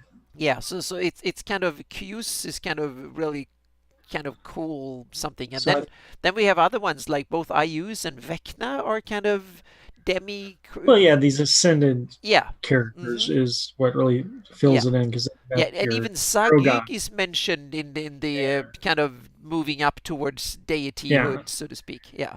right. Quasi deities, hero Mm-hmm. deities. Yep. And Mirland Yeah. and I think Uh, even Cord, isn't he also something that was kind of chords full okay? He's day. full. Okay. Yeah. And then you have Mayahain and others. Yeah. Demigod. Yeah. That is kind of moving in yeah, coming from real maybe even Cuthbert. Is Cuthbert originally You in would Worthen? think And then he's he moved up into godhood. an Yeah. ascended. You would think Yeah. so. Yeah. I get the sense he's so folksy that he almost kind of keep the down to earth bit. Maybe Farlang himself might be moved up. You never know. Yeah. Yeah. Now they're Oh, now yeah, now they're real going out there. the second coming of the great prophets Wow. Gwenzar. Yeah. Don't know. This is so many cool ideas. So I hope someone just write this, copy these, and put them into use in their campaigns. It's kind of cool. Yeah. Yeah. Um, you mentioned Baka before. Yeah. Much like my thing about having a collection of thief gods, there's wizard gods too. So you got him, and you got Zagig and Yeah. Weejaz and Vecna, hmm sorta. Yeah. as a kind of secrets and magic, Yeah. knowledge deities like Deleb. Hmm.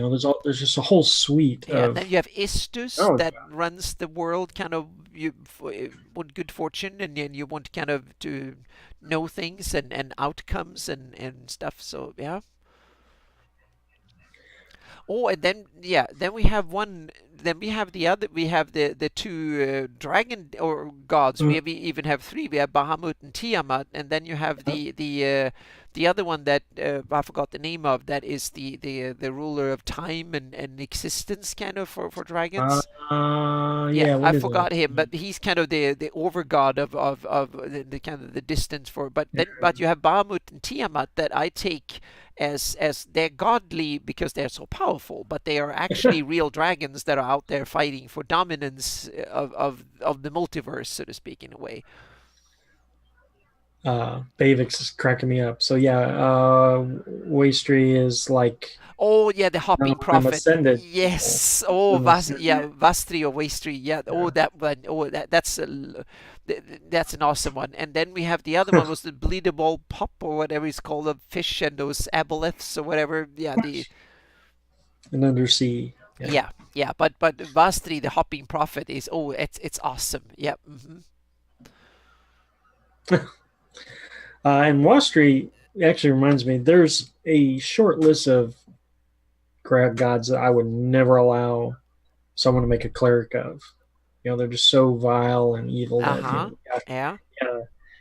DM only. So like him, you don't want any players running a, cleric, the god of bigotry, for instance. That's just a game killer, I say. And you don't want players worshiping Tharizdun. I mean, if they No, want that's to, true. Yeah, they don't want the world to go under. Yeah. then Hmm. they become NPCs and make Yeah. new characters. Ah, okay. So you that drastic, but if they go off Yeah, the I rails would that way, not then want you. them. Oh, I love cultists of Tharizdun, but I would not let my players have one. I wouldn't. I would. That's something I would never deal with that way. I would deal with it in game. I will simply say that. Oh, you are worse now, It's trying to pretty reach extreme. out to the most hated god of all of them. I mean, you will get the wrath of if you go out and yell and scream that in City of Greyhawk, everyone will come and try to kill you. They first run away and hide, and then the brave one will come and kill you, so to speak, or something. So yeah. In the same case, I wouldn't want my players to worship IUs, but if the campaign was like an evil campaign, Mm-hmm. then I might allow that. Yeah. But not in mixed company. No, no, they're just too volatile. Yeah. Um, being the major player, villain in the game. Uh, and then I think I might allow Neryl got a death only because you could have assassins. They're kind of death is impartial. I might allow that. Yeah. Um, I've but yeah, used it's like a very short list. Yeah, I've used it once. I used the guy. He started. He play. He played fantastic, and he played a cleric of Nerul, and then eventually we made him for a return of old characters at higher level. We actually made him a lich, and he Hmm. was a hierarch of Horn Society, and this is back in the day, and he turned it was really interesting. It was both a success and kind of showed all the faults and problems because he one of his best friends played a paladin, and they almost they didn't like each other at the table, so Uh, they played too well, so to speak. So it was kind of tough. Yeah. uh, yeah, you wouldn't want Encabulus either. Too much mayhem What has to be about caused. the most kind of iconic war god of the evil ones, Hextor? No, I would allow that. Uh huh. It's Yeah. a lawful god. Yeah. Um, Also, lawfulness is one of the yeah. You don't want I them think to go astray you and could get. have a lawful evil Mm-hmm. cleric in Yeah. a mixed group because he would go along Mm-hmm. with things. He would try to be the leader probably, but Yeah. I think that would be possible. He wouldn't be out trying to kill everybody necessarily. Yeah. Use them as pawns or something. Hmm. But oh, you mentioned before Cayuse. No, wouldn't allow a cleric of Cayuse because he would try to turn everyone into undead. Yeah. Hmm. That That would would kind of be end the ridiculous. campaign quickly if that. Yeah. Yeah, Hmm. yeah. There's some that have to stay bad guys, Yeah. NPCs. Um, Now that my mind's jumping around to character classes, though, I want to talk about real quick about monk patrons in the World of Greyhawk. That is, yeah, that's a very special interest because it's been a class that's been around since first edition AD&D, if I remember correctly. And who do monks have to look up to as patron deities in our setting? Well, I kind of there we have the Scarlet, because I've always seen monks as tied to the Scarlet Brotherhood, and Right. are the Scarlet Brotherhood Tharizdun followers or are they not? Well, there are some who say there are Tharizdun Yeah, worshippers in there, hmm, and we know from the Scarlet Brotherhood source book that they're just plain old Sewell pantheon yeah, worshippers, hmm, which is kind of boring. yeah. Uh, but before and the books ever came out, when all That we would had be was must like be Cord then. it could be Cord, it could be Naribo, Ouijas, Yeah. whatever class they happen to be. But Um, Cord is kind of interesting because Cord is a chaotic good god yeah, they probably in the would description, prefer. but and it seems to me like the Scarlet Brotherhood is anything but chaotic good. They seem to be a kind of Yeah, a lawful I evil. think it was a mistake when the box set first came out. Yeah, The information on the Scarlet Brotherhood was scant, yeah, on but purpose. They were supposed to be this secret kind of thing that spread out from somewhere down there. but we know that it's ruled by three parts: rogues, assassins, and monks. Doesn't say anything about clerics. That's true. So Doesn't yeah, say anything about hmm, wizards. yeah, So I always took it as it was an like almost atheistic country, yeah, is the way I hmm, took it. yeah. That's what I've taken it from too. And then I started reading these. I don't know if how well they are in, but ideas that they were Tharizdun followers and that they kind of lost their gods. But that And would mean that they want to destroy everything, yeah, and it's hmm, not true. They want to they want to you know, make everything Zool, they want to or build they want themselves to up. make something Yeah, subdue it, so they will have to follow the Zool rules and yeah, yeah. Now, as they're saying in chat, Zen, Ye, and Zwoken are the ones that are thematically monk that's true. deities. Yeah. They are both Backloonish. Ah, this Ye is is getting Backloonish. maybe Zwoken the is whole, yeah, yeah, this is really, demigod. so maybe someone they created the So they're not worshipped in the Scarlet Brotherhood. The only two monk deities we have are not worshipped in the Scarlet Brotherhood. they're And Baklunish. Yeah, so Baklunish are the Set. ones that should be the monk ones. Right, right. This is kind of interesting. So you think that the Scarlet Brotherhood is a secret Baklunish, but they kind I of, just think it's an oversight or just dumb luck or yeah, and then something. they just had to go with it. So Divination yeah, from this god or yeah. smoke. So maybe we have to rewrite it in our own campaigns if we want to. We want to make Hey, the Nakara. yeah, make them Sanye and Suok, and make them Suluas god instead of Baklunish. Yeah, Okay, so Nakara is saying that they're mostly worshippers of Cord. That actually makes sense yeah, because he's hmm, strength yeah.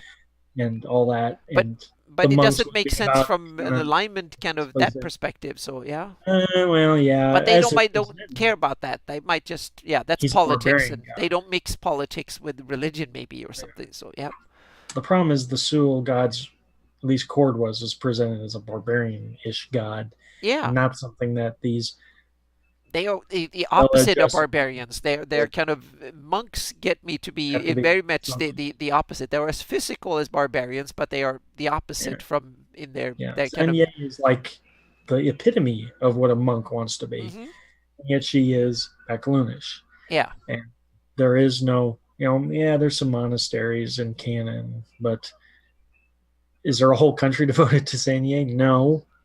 that's interesting. So what about your favorite Ols? Are they Baklunish? Are they in that tradition? Oh, Yeah. You mean what they worship? Oh yeah, I was thinking since Sanye and others are Baklunish, are they having any tradition like that? They are very irreligious as well. They're mostly like, Geshtai because they want water. Yeah. Uh, Maybe Ralashaz Hmm. because they want everyone to have bad luck. They Yeah. might curse, They use God's curse name the enemy for with curses. yeah. Hmm. Yeah, Yeah. they worship demons and Uh-huh. ancestors. It's mostly ancestor worship. Uh-huh. Yeah. They're more banking on their heritage than they are Yeah, some and they're god. short thinkers that way. They don't overthink things, so to speak. And yeah. Yeah, they like horses, so there's a lot of like horse myths and things and animal spirits. Yeah, a god of horses. That's a good idea. Do we Yeah, it have a doesn't god of have horses? No. uh, Nikara is really interesting to me. So Cord, I would agree. Cord is probably the most followed. Yeah. If literally in like D&D books, very popular. God, and Hmm. in the World of Greyhawk setting is all over the place. And I think that's also part into his backstory. That Cord is one of these deities that fools around and has mingled with giants and you know elves and humans, and so he's like really spread himself around to where he's more popular. Hmm. Would that make him popular in Scarlet Brotherhood though, where they're all about purity? No. No, that's true. Yeah. So again, I think the Scarlet Brotherhood should worship Zanye, if nothing. Yeah, that's my 2 cents. Yeah. It's really yeah. So But yeah, Scarlet Brotherhood should have a Baklunish god. Yep. well, I think that Zanye should have been a Sul god. Yeah. So we They need could to. have And what about the swapped. name Sanye? Would that go in either way? I think. Yeah. Yeah, I think I go either way. Yeah. It's Yeah. They're weirder both than fictitious Gaz. languages and all that. So yeah. Yeah, it would be the easiest fix at any Yeah. rate. Yep. Yep. So I think we kind Because of yeah. when you're a backloonish character, like Istis is going to work just as well as Zenye. I think at that point, Hmm.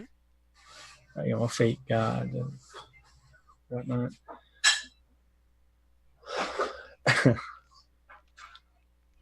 Yep. We have Yeah, Foltus yep. is dark and light side. A lot of good stuff in there. Yeah, we have wonderful chat tonight as usual, as always. Yep. Well, anyhow, when the Scarlet Brotherhood book came out, they came out with all these different factions and whatnot, and they included, maybe because they needed to, or I don't know, but they included cleric factions and wizard factions, and they want to cover all the classes, I guess. Yeah. I think giving equal weight to that took away from the fact that it's supposed to be a country of deadly monks, assassins, Yeah. and spies, basically, thief spies. They're not known for their religion or for their magic users. There's no, at least not in any writing I know of. There's no magic. That's not something they're really known for. Yeah, yeah. That's very true. Yep. If there was an archmage of the Scarlet Brotherhood, he'd probably be running the place, right? Not the father of obedience. Bavix has an interesting comment on this.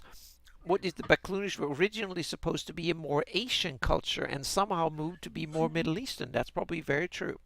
Yeah, Yeah, yeah. there might be I something don't. to it. Yep. I And there, started to touch on that yeah, when Gygax was still around. yeah. Uh, And also, I don't want to overplay. I want to downplay the connection to real world religions and cultures and stuff. yeah, and I think Bavix is right because in later supplements, Alec Bar Hmm. from the Cup and Talisman of Alec Bar fame really took over Yeah, on his exactly. And to me that's way too there. much like we would have a Christ or something similar that would take his place in the rest of the Flannies and Yeah, I don't want to have yeah, real religion mixed up in right. this. A I would real keep him yeah. as a demigod and Hmm. had just have Istis be the main Yeah, goddess. and rename him something else and you could do good. You can have a god that is as domination as you want, as long as you kind of don't mix it up with reality. That's the important thing. I want my conflicts and my racism in the Flanese, and I don't want it to Right. be real racism and religious conflicts and stuff. Yep. Yes, Smedger's right. Fred Whining was in charge of that part of the world when they were Oh, making okay. Gazetteer, Yeah. and I don't know. I wish it had been me. That's all I know. Yep. Yep.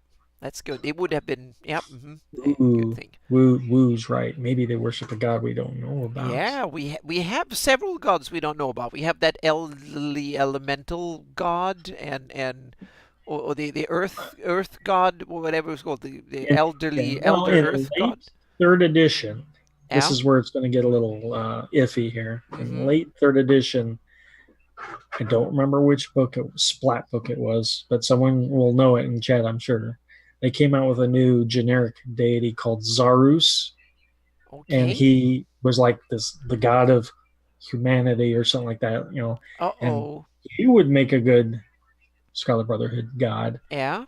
He's about human superiority and all that. Ah. Yeah, Mm-hmm. yeah.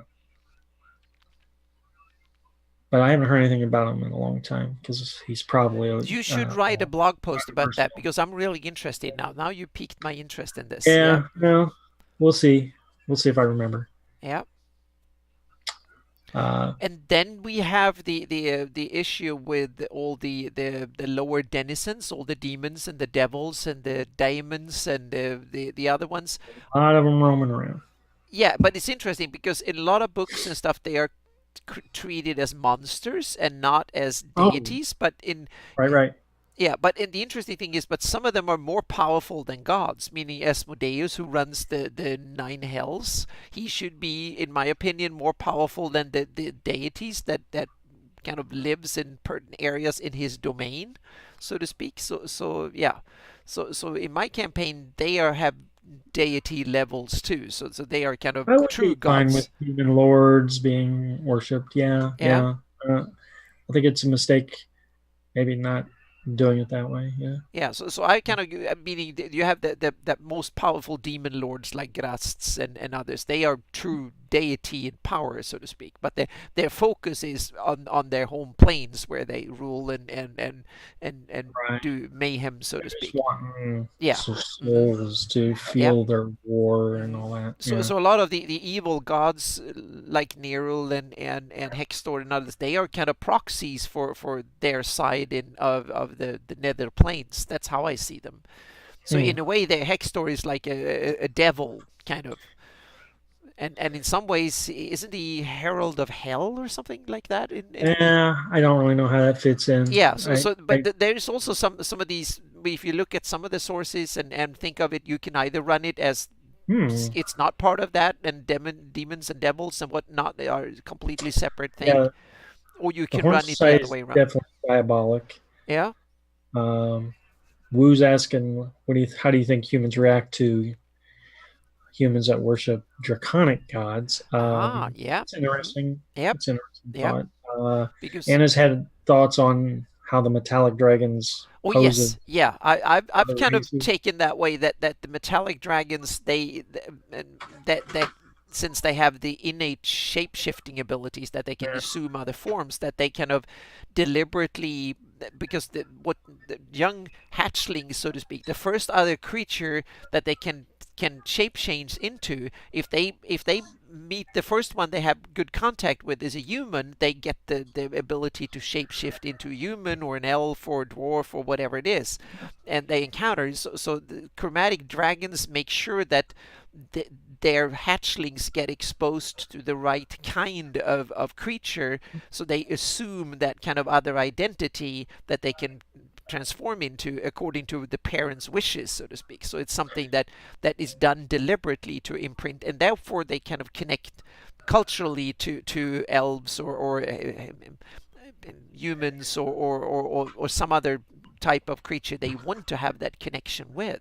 I And think, yeah. yeah, I think dragons are just probably such a big, majestic type monster that they lend themselves to be worshipped outside I of. was just going to say, especially if you live out in the woods somewhere and there happen to be a big green dragon living there, that will basically be your local deity that you have to It obey. is just as Like it would be, yeah. going to worship Tiamat, let's say, Hmm. as would a orc Hmm. Yeah. or goblin or Yep. something. Yeah. And Um, and you can yeah. see them as big, like you have in Old Norse mythology. You have the Fenris wolf, and you have like the snake that surrounded it all. And you had all sorts of creatures from the godly realm, so to speak. And I can see that Tiamat and Bahamut and others, the dragon deities and big powerful dragons with names could be like Dragatha, for instance, and stuff. They could be seen as deity creatures of the godly realm, so to speak, because they are so powerful and up there, and for most people distant enough because they don't live next door. So they kind of out there and they've heard the name and they're scared of them, or they pray for their strength and stuff. So I can certainly see them as part of the pantheon in a way, so to speak. And I think specifically like Bahamut is would be friendly towards good Yes, humanoid definitely. Yeah. races. Well, yeah. Yeah. Hmm. And whereas if you had something like Vaprak or just a really destructive evil god, who is not going to care about civilization, he just wants to destroy it all. Yeah. Why would a human want to worship something that Yeah. wants destroy And them? and here you touch on that thing when we come to dragons. We have the worship of pantheons, and that's something I take more like if you take elves for instance or dwarfs or something or ethnically meaning or you have the Baklunish. You have a Baklunish or an elven or a dwarven pantheon, meaning dwarfs and elves, they go around and they worship their whole range of elven gods for different purposes. And so I see that instead of having elven clerics of Ilana or of Corellian, you simply have elven clerics, priests that simply they use the whole pantheon depending on what it is. If it's a rite of making two elves start a family and stuff, then you to one, and if you go into war, then you appeal to another, or if you go on hunting, you have another god and stuff. So I see it more like that pantheons in my campaign interpretation of Greyhawk. It plays pantheons play a large role, so to speak. That's part of the multi deity, and so some and I but I certainly see a lot of human clerics in like big cities and stuff. They are clerics of one god, or like you have the priests of Ius, for instance. They would never even touch another god because it's in their they're basically Uh, government officials in his empire that tie into his religious power, and you might have them impaled. But then in an elven like Selene or High Folk, they the clerics or the elven clerics or priests, I see them as using the whole elven pantheon rather than one deity. Mage and Sage just joined us. Oh, How mm-hmm. you doing there, good Hi, old buddy? yeah, Uh, he's awesome, our yep, let's talk about patron gods. He's the patron of this channel, I believe. mm-hmm. Yep, Yeah. He's on a business trip or something or other, so yep, it's good mm-hmm. seeing you there, man. Yep, What you missed out on is we talked about upcoming GaryCon. yes, mm-hmm. We talked about there's a new Greyhawk article on Dragon Plus. Go check that out. Mm-hmm. We talked about the new book they announced, Ghost of Saltmarsh, nautical themed adventures. I'm going to get that for sure. And we've been talking about Anna's maps Mm-hmm. projects coming up in Yep, the next year, and then we've been riffing on gods yep, ever mm-hmm. since. Yep, So you're all caught up, yep. Now you're caught up. Mm-hmm. Yep. and we're going to get Mage and Sage on this show one of these days if it Yes, kills us, so he can definitely. talk We about need to, yeah. his campaign. Mm-hmm. Yep, we need to have you on the show soon. So, Huh? yep. Mm-hmm. But that day is not today. Unfortunately not. So, yep. Mm-hmm. Oh, he's Oh, going there to you run go. the salt marsh this summer. Perfect. Should Yep. have Mm-hmm. known. Yeah, yep, Yep. yep. Great. I ran the Sinister Secret of Salt Marsh not that long ago, really, Okay. for my Yeah. Seasons Mm-hmm. campaign. This was before fifth edition. Actually, it was like right between the advent of Were you fifth. still Uh, running fifth. 3.5 or I was still doing 3.5. uh-huh. Yeah, yeah, Yeah. because I didn't want to do fourth edition, and we converted that campaign over to fifth edition. But I started it out in Salt Marsh, and it was for first level characters, and it was Yeah. so much. Mm-hmm. And I didn't play the rest of the series, but from there on, it was all over the Sea Oh yeah, you Princes. went south Yeah, I and went went south, yeah. Mm-hmm. Yep. but it's such a great place to start a campaign, and I can't wait to see what they do with it in fifth Yep. edition. I'm going to move us over to and zoom in here on first. I'm All going to right, get the mouse on the right screen here. So there we are. And move us up here and zoom in on the and here I'm using the full resolution of the map here. So and here is my campaign map. So there might be a name here and there that might be set in, but I think this area, I have an adventure down here, so this should be yeah. fairly straightforward, so to speak. So yeah, so we have Salt Salt Marsh. Marsh here, and then we have the town of Seaton that I think is a living greyhawk thing that All right, came in there, I think. yeah, I think that's a Gary creation, Yeah, perhaps. mm-hmm, yep. And then yeah, so you went down in your campaign. You didn't stay here. My You campaign started in Salt Marsh, and then we mm-hmm. went to Port Torvin, Uh-huh. Yeah. and then from Port Torvin we went everywhere. Yep. Yeah, but I didn't. We didn't stay around in Salt Marsh for very long, Yep. mainly because we wanted to do a more pirate themed thing, and Mm-hmm. Salt Marsh is kind of just like they're on the edge, Yep. Mm-hmm. and And it's a very interesting area down here. You have the organized, well established kingdom of Keoland here. That this right, is actually a viscounty, like a small border province of the sea old town. yeah the old kingdom of Keelan out here in the boondocks at the very Yeah, edge of they're not their empire, so to speak. supervised as Yeah, well. and thanks to the Yeah, Dreadwood and these hills and cut marshlands off. and stuff, they're kind of cut off from Yeah. that they have. They don't have much in the form of roads. They have this kind of coastal road. Otherwise, you come here with ships from Gradsul and stuff. And then to the I south, really wonder if those people have more in common with the Sea Princes than I they bet do. they do. Yeah, it's more like they politically belong to Keelan. But I also guess when there's trouble around, it might be a good idea to belong to the a bigger, more empire strong one that can kind of come and Right. send troops if there's problems and stuff like that. So Well, the two adventures that follow Saltmarsh, I believe, are more swamp themed yeah, I than think they are nautical. That's out why here in I'm the swamp. scratching my Yes, I head. think they're by Bale Keep Yeah, and out here. That's where I yeah. think they are all set out here, if I remember correctly. So Saltmarsh as a base of operations is Hmm. a great port town Yeah. to start off on, but Yeah, and then they venture out the here in the story is not really about nautical stuff yeah. so So they much. probably have to rewrite the campaign to stay. And this is kind of a little coastal area with the swampy with the river coming out. So yeah, Yeah.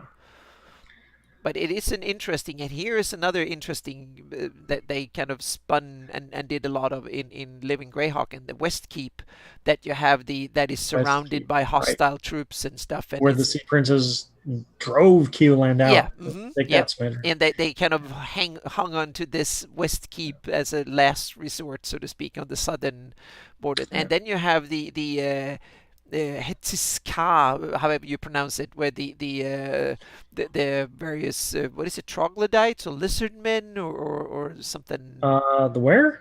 Yeah, Oh yeah, no, out I here. don't know. These are yeah some nasty stuff out here in Yeah, the. the deeper you go into the swamps, Yep, and you have the Hool River and the Hool yeah. marshes and stuff. I I haven't really done much with the marshes in my Sea Princess campaign because we literally did nautical stuff. We travel around to the different islands and whatnot, Yeah. Mm-hmm. and that's why I'm really jazzed about this book. I'm not Yeah. so jazzed about the modules contained in it. I want to know their shipfaring Ah, you rules. want the crunchy bits, how Yeah, I seafaring want the rules and crunchy all that. bits for Yeah. once. Mm-hmm. I'm more interested in the Yeah. crunch, right? Mm-hmm. Yes, Lizardman is what Oh it's about. yes. Mm-hmm. Yeah. Yeah, there was some of these reptilians out there. So yep. Yanti are going to be more in your other jungle adventures like Yeah. Dwellers of the Forbidden Oh City yeah, and yeah. Those are the snake people. Yeah. coming to Yep. a Wizards of the Coast book near you, I'm sure. Yeah, and the Gentils were actually presented in some cool adventures in Dungeons and Dragons Online. The the massive multiplayer online game that I played for some years, and they had Oh, some really cool adventures with Gentils that were some of the big boss monsters at the end. That there's was so many different kinds yeah. too. They were But very yeah, interesting. they were really cool because the animations and stuff were really well Oh done. wow. So yeah, so they were really cool. So yep. Hmm. hmm The Great Swamp. Yep. Um, so yeah, I'm looking forward to seeing what they do with Salt Marsh. Yep. What they won't, we probably won't see much on is Greyhawk deities. You That's know, true. Yeah. because your gods like Procan and Zerbo and Ostrom, which are like the three main nautical gods I can think of, Yeah. I don't think they've been mentioned in any 5e source yet. No, I haven't read many 5e sources, but yeah, So if, and I'm not saying they were in any of the original modules either. they were mentioned here and there in the Living Greyhawk, meaning that Sure. you pray to them when they go out, but they were more just descriptive text here and there. So I would Yeah. just hope, that would be a major win if they put in something about nautical pantheon Yeah. in this book. Maybe they You know, do this thing that they have the Forgotten Realms version, the Dragonlance version, yeah, the Greyhawk version, and stuff like that. So right, yeah. right. Because I think it would be neat. Because right now in the player handbook, I think if you make a cleric of like a nature god, there's really only one domain to choose from. I think it's Tempest or something like that. Yeah. And so it's they need to develop that stuff more, more Yep. storm gods Yep. and sea And gods. these are perfect things for these kind of sidebars for additional content stuff that Yeah, they and don't need much info for no. that. No. Yeah, but you can hopefully we'll see the DM's Guild, if they open it up, will be full of stuff from this. Yeah. Yeah. That right. That would be perfect because that's one thing Wizards of the Coast is not going to devote any time and energy to is developing Greyhawk's pantheons. Yeah. But if they open up DM's Guild, there will be several who can write really cool stuff. Yep. Yep, it's true, Shane. Yeah, how Greyhawky will this be? We're all kind of waiting for this. Yep. Yeah, I'm going to assume you're getting a book early. Yep. Yep. I think so too. Yep. Yeah, yeah. Maybe give us some Yeah, give some hints. Yep. teas. Yeah, Yeah, yeah, some teasers. Yep. We want to yeah. have teasers. Yep. And let's see. I can show Shane some teasers again. Just show a little bit that this is printed and coming on the thing. But I'll see if I can hold on to one for great for Gen Con, or Yeah. print one extra or something like that for That's yeah, because this one is kind of more generic for my work, so I will print more issues of it in the future and update it. So yeah. that's generic. Yep. Uh, Well, yeah, then yeah. okay, I heard go on. about it. Mage and Sage. He says that Mike Mills did a talk on Greyhawk a week Yes, I ago. listened to that. That was Uh, fantastic. Yep, that was yeah, and really, he really talked good. about the Dragon Plus article. Uh, yes, John Roy. Uh, yeah, well, I mean, we could speculate on all this Yeah. Greyhawk attention right now, but Yeah. it'd be But nice if they really put 100% into it. Right now, I feel like they're only putting 75% into yeah, but this. it's still there's more happening now than it's been happening in years. So Yeah. that's good. But Gontaka had a question to me. Well, Anna still has some map points to pull in from TFFYP. That I'm kind That's of from the Yawning Portal. Oh, okay. That is, oh, Uh, that's great. Now I need to look into. We need to look into the yawning portal and put in because you'll have to. You don't. yeah, Do you have that book? no, but I will definitely get it. So yeah. Now you put Well, it. I don't know what you're missing out on, but Yeah, we'll see. I'll get it. So yeah, yeah. yep, yep. So I'll dig into It's it and got. I mean, it's got Hidden Shrine. It's got White Blue Mountain. It's got Tomb of Horrors. We know where all that stuff's at. oh, okay. So yeah, so It's got so so Forge of yeah, I have Fury. those original adventures, and I have some of them several times. I have like the Um, Barrier Peaks. I think I both have the original and the one that was put in the F series or whatever, the booklet. So yeah. it's got Forge of Fury, and I can't remember what the other one was called. I'm drawing a blank. But if you take it as a whole, hmm set in Greyhawk, then you could bring those map locations in there. Okay. Yeah. But I don't think you could. One of the modules is called Dead in Thay, and I don't think you can put Oh. Thay in Yeah. Greyhawk.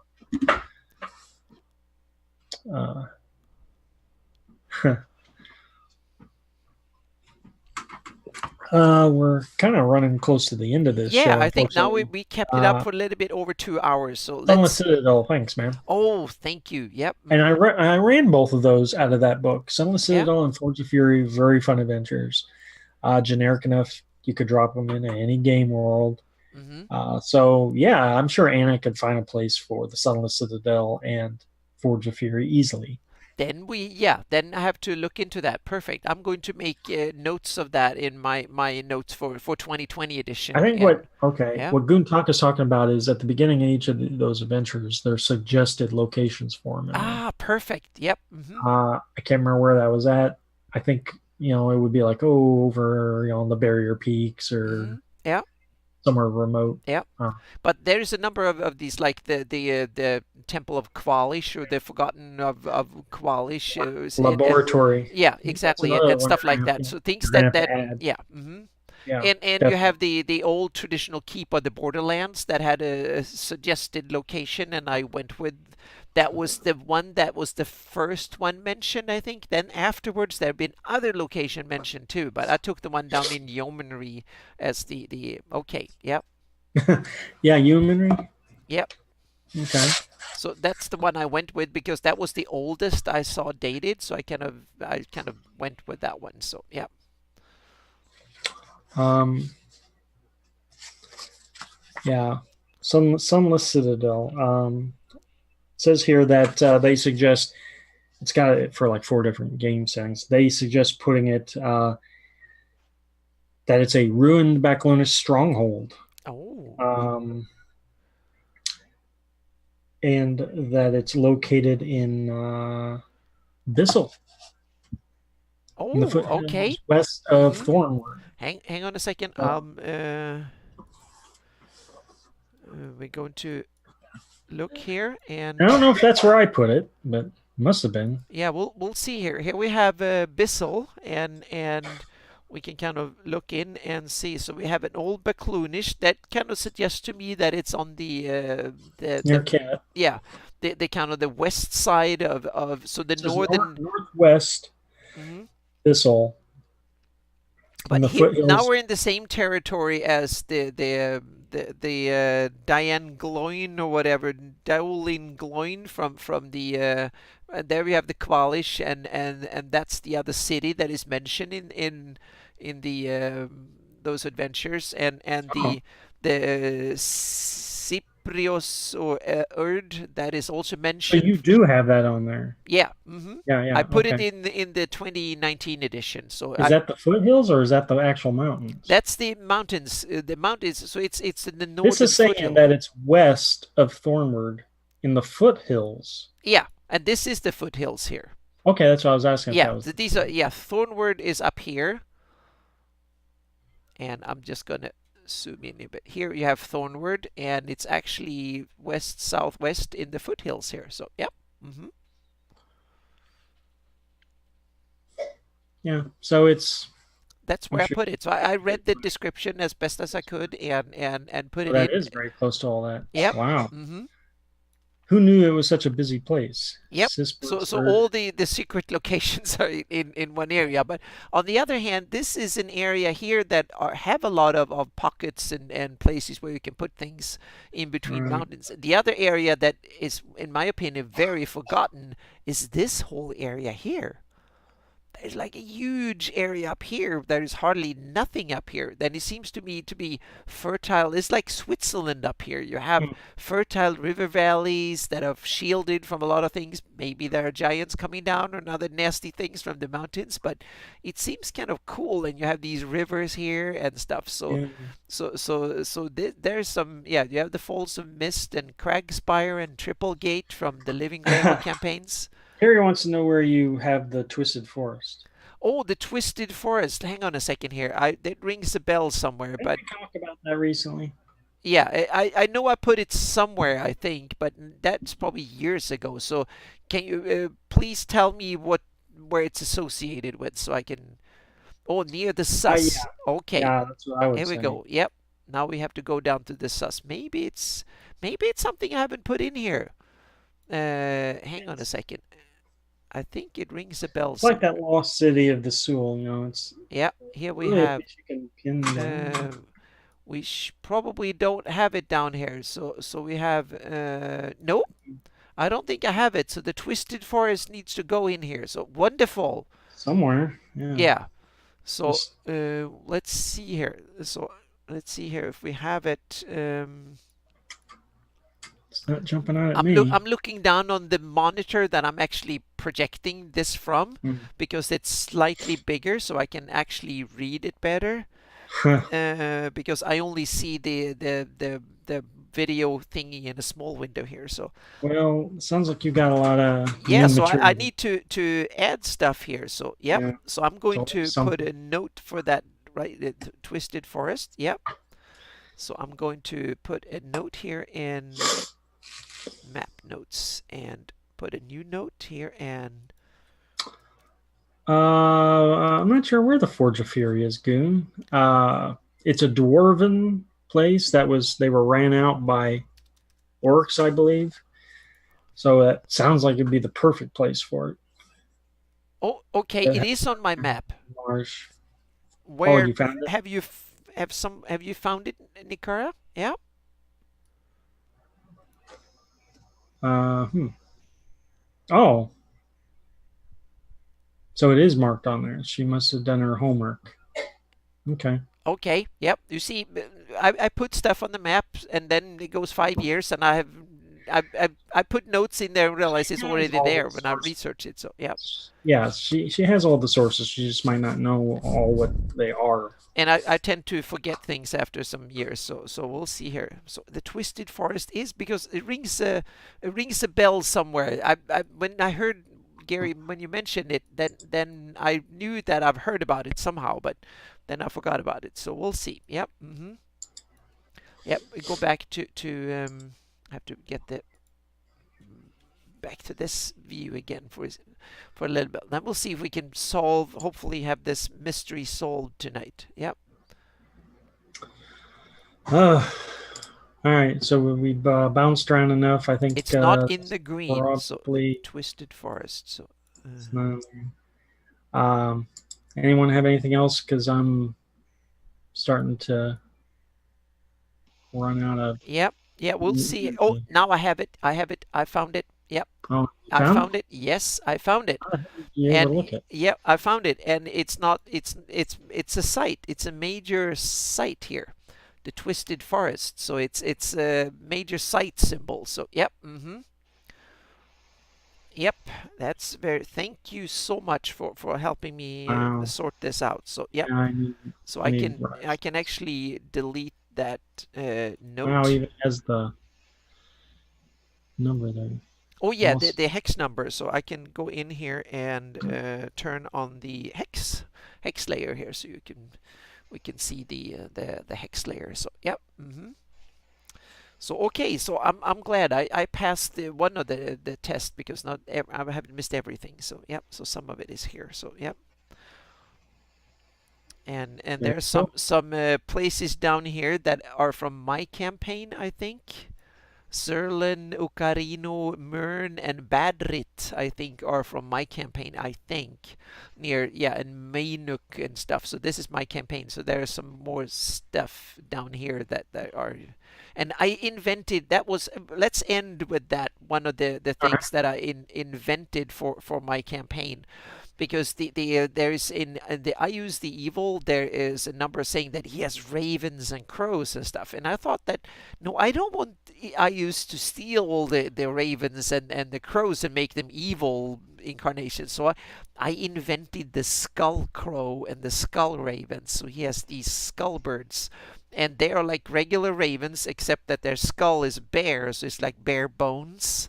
And that's his one of his signature birds, and they kind of a creation of his.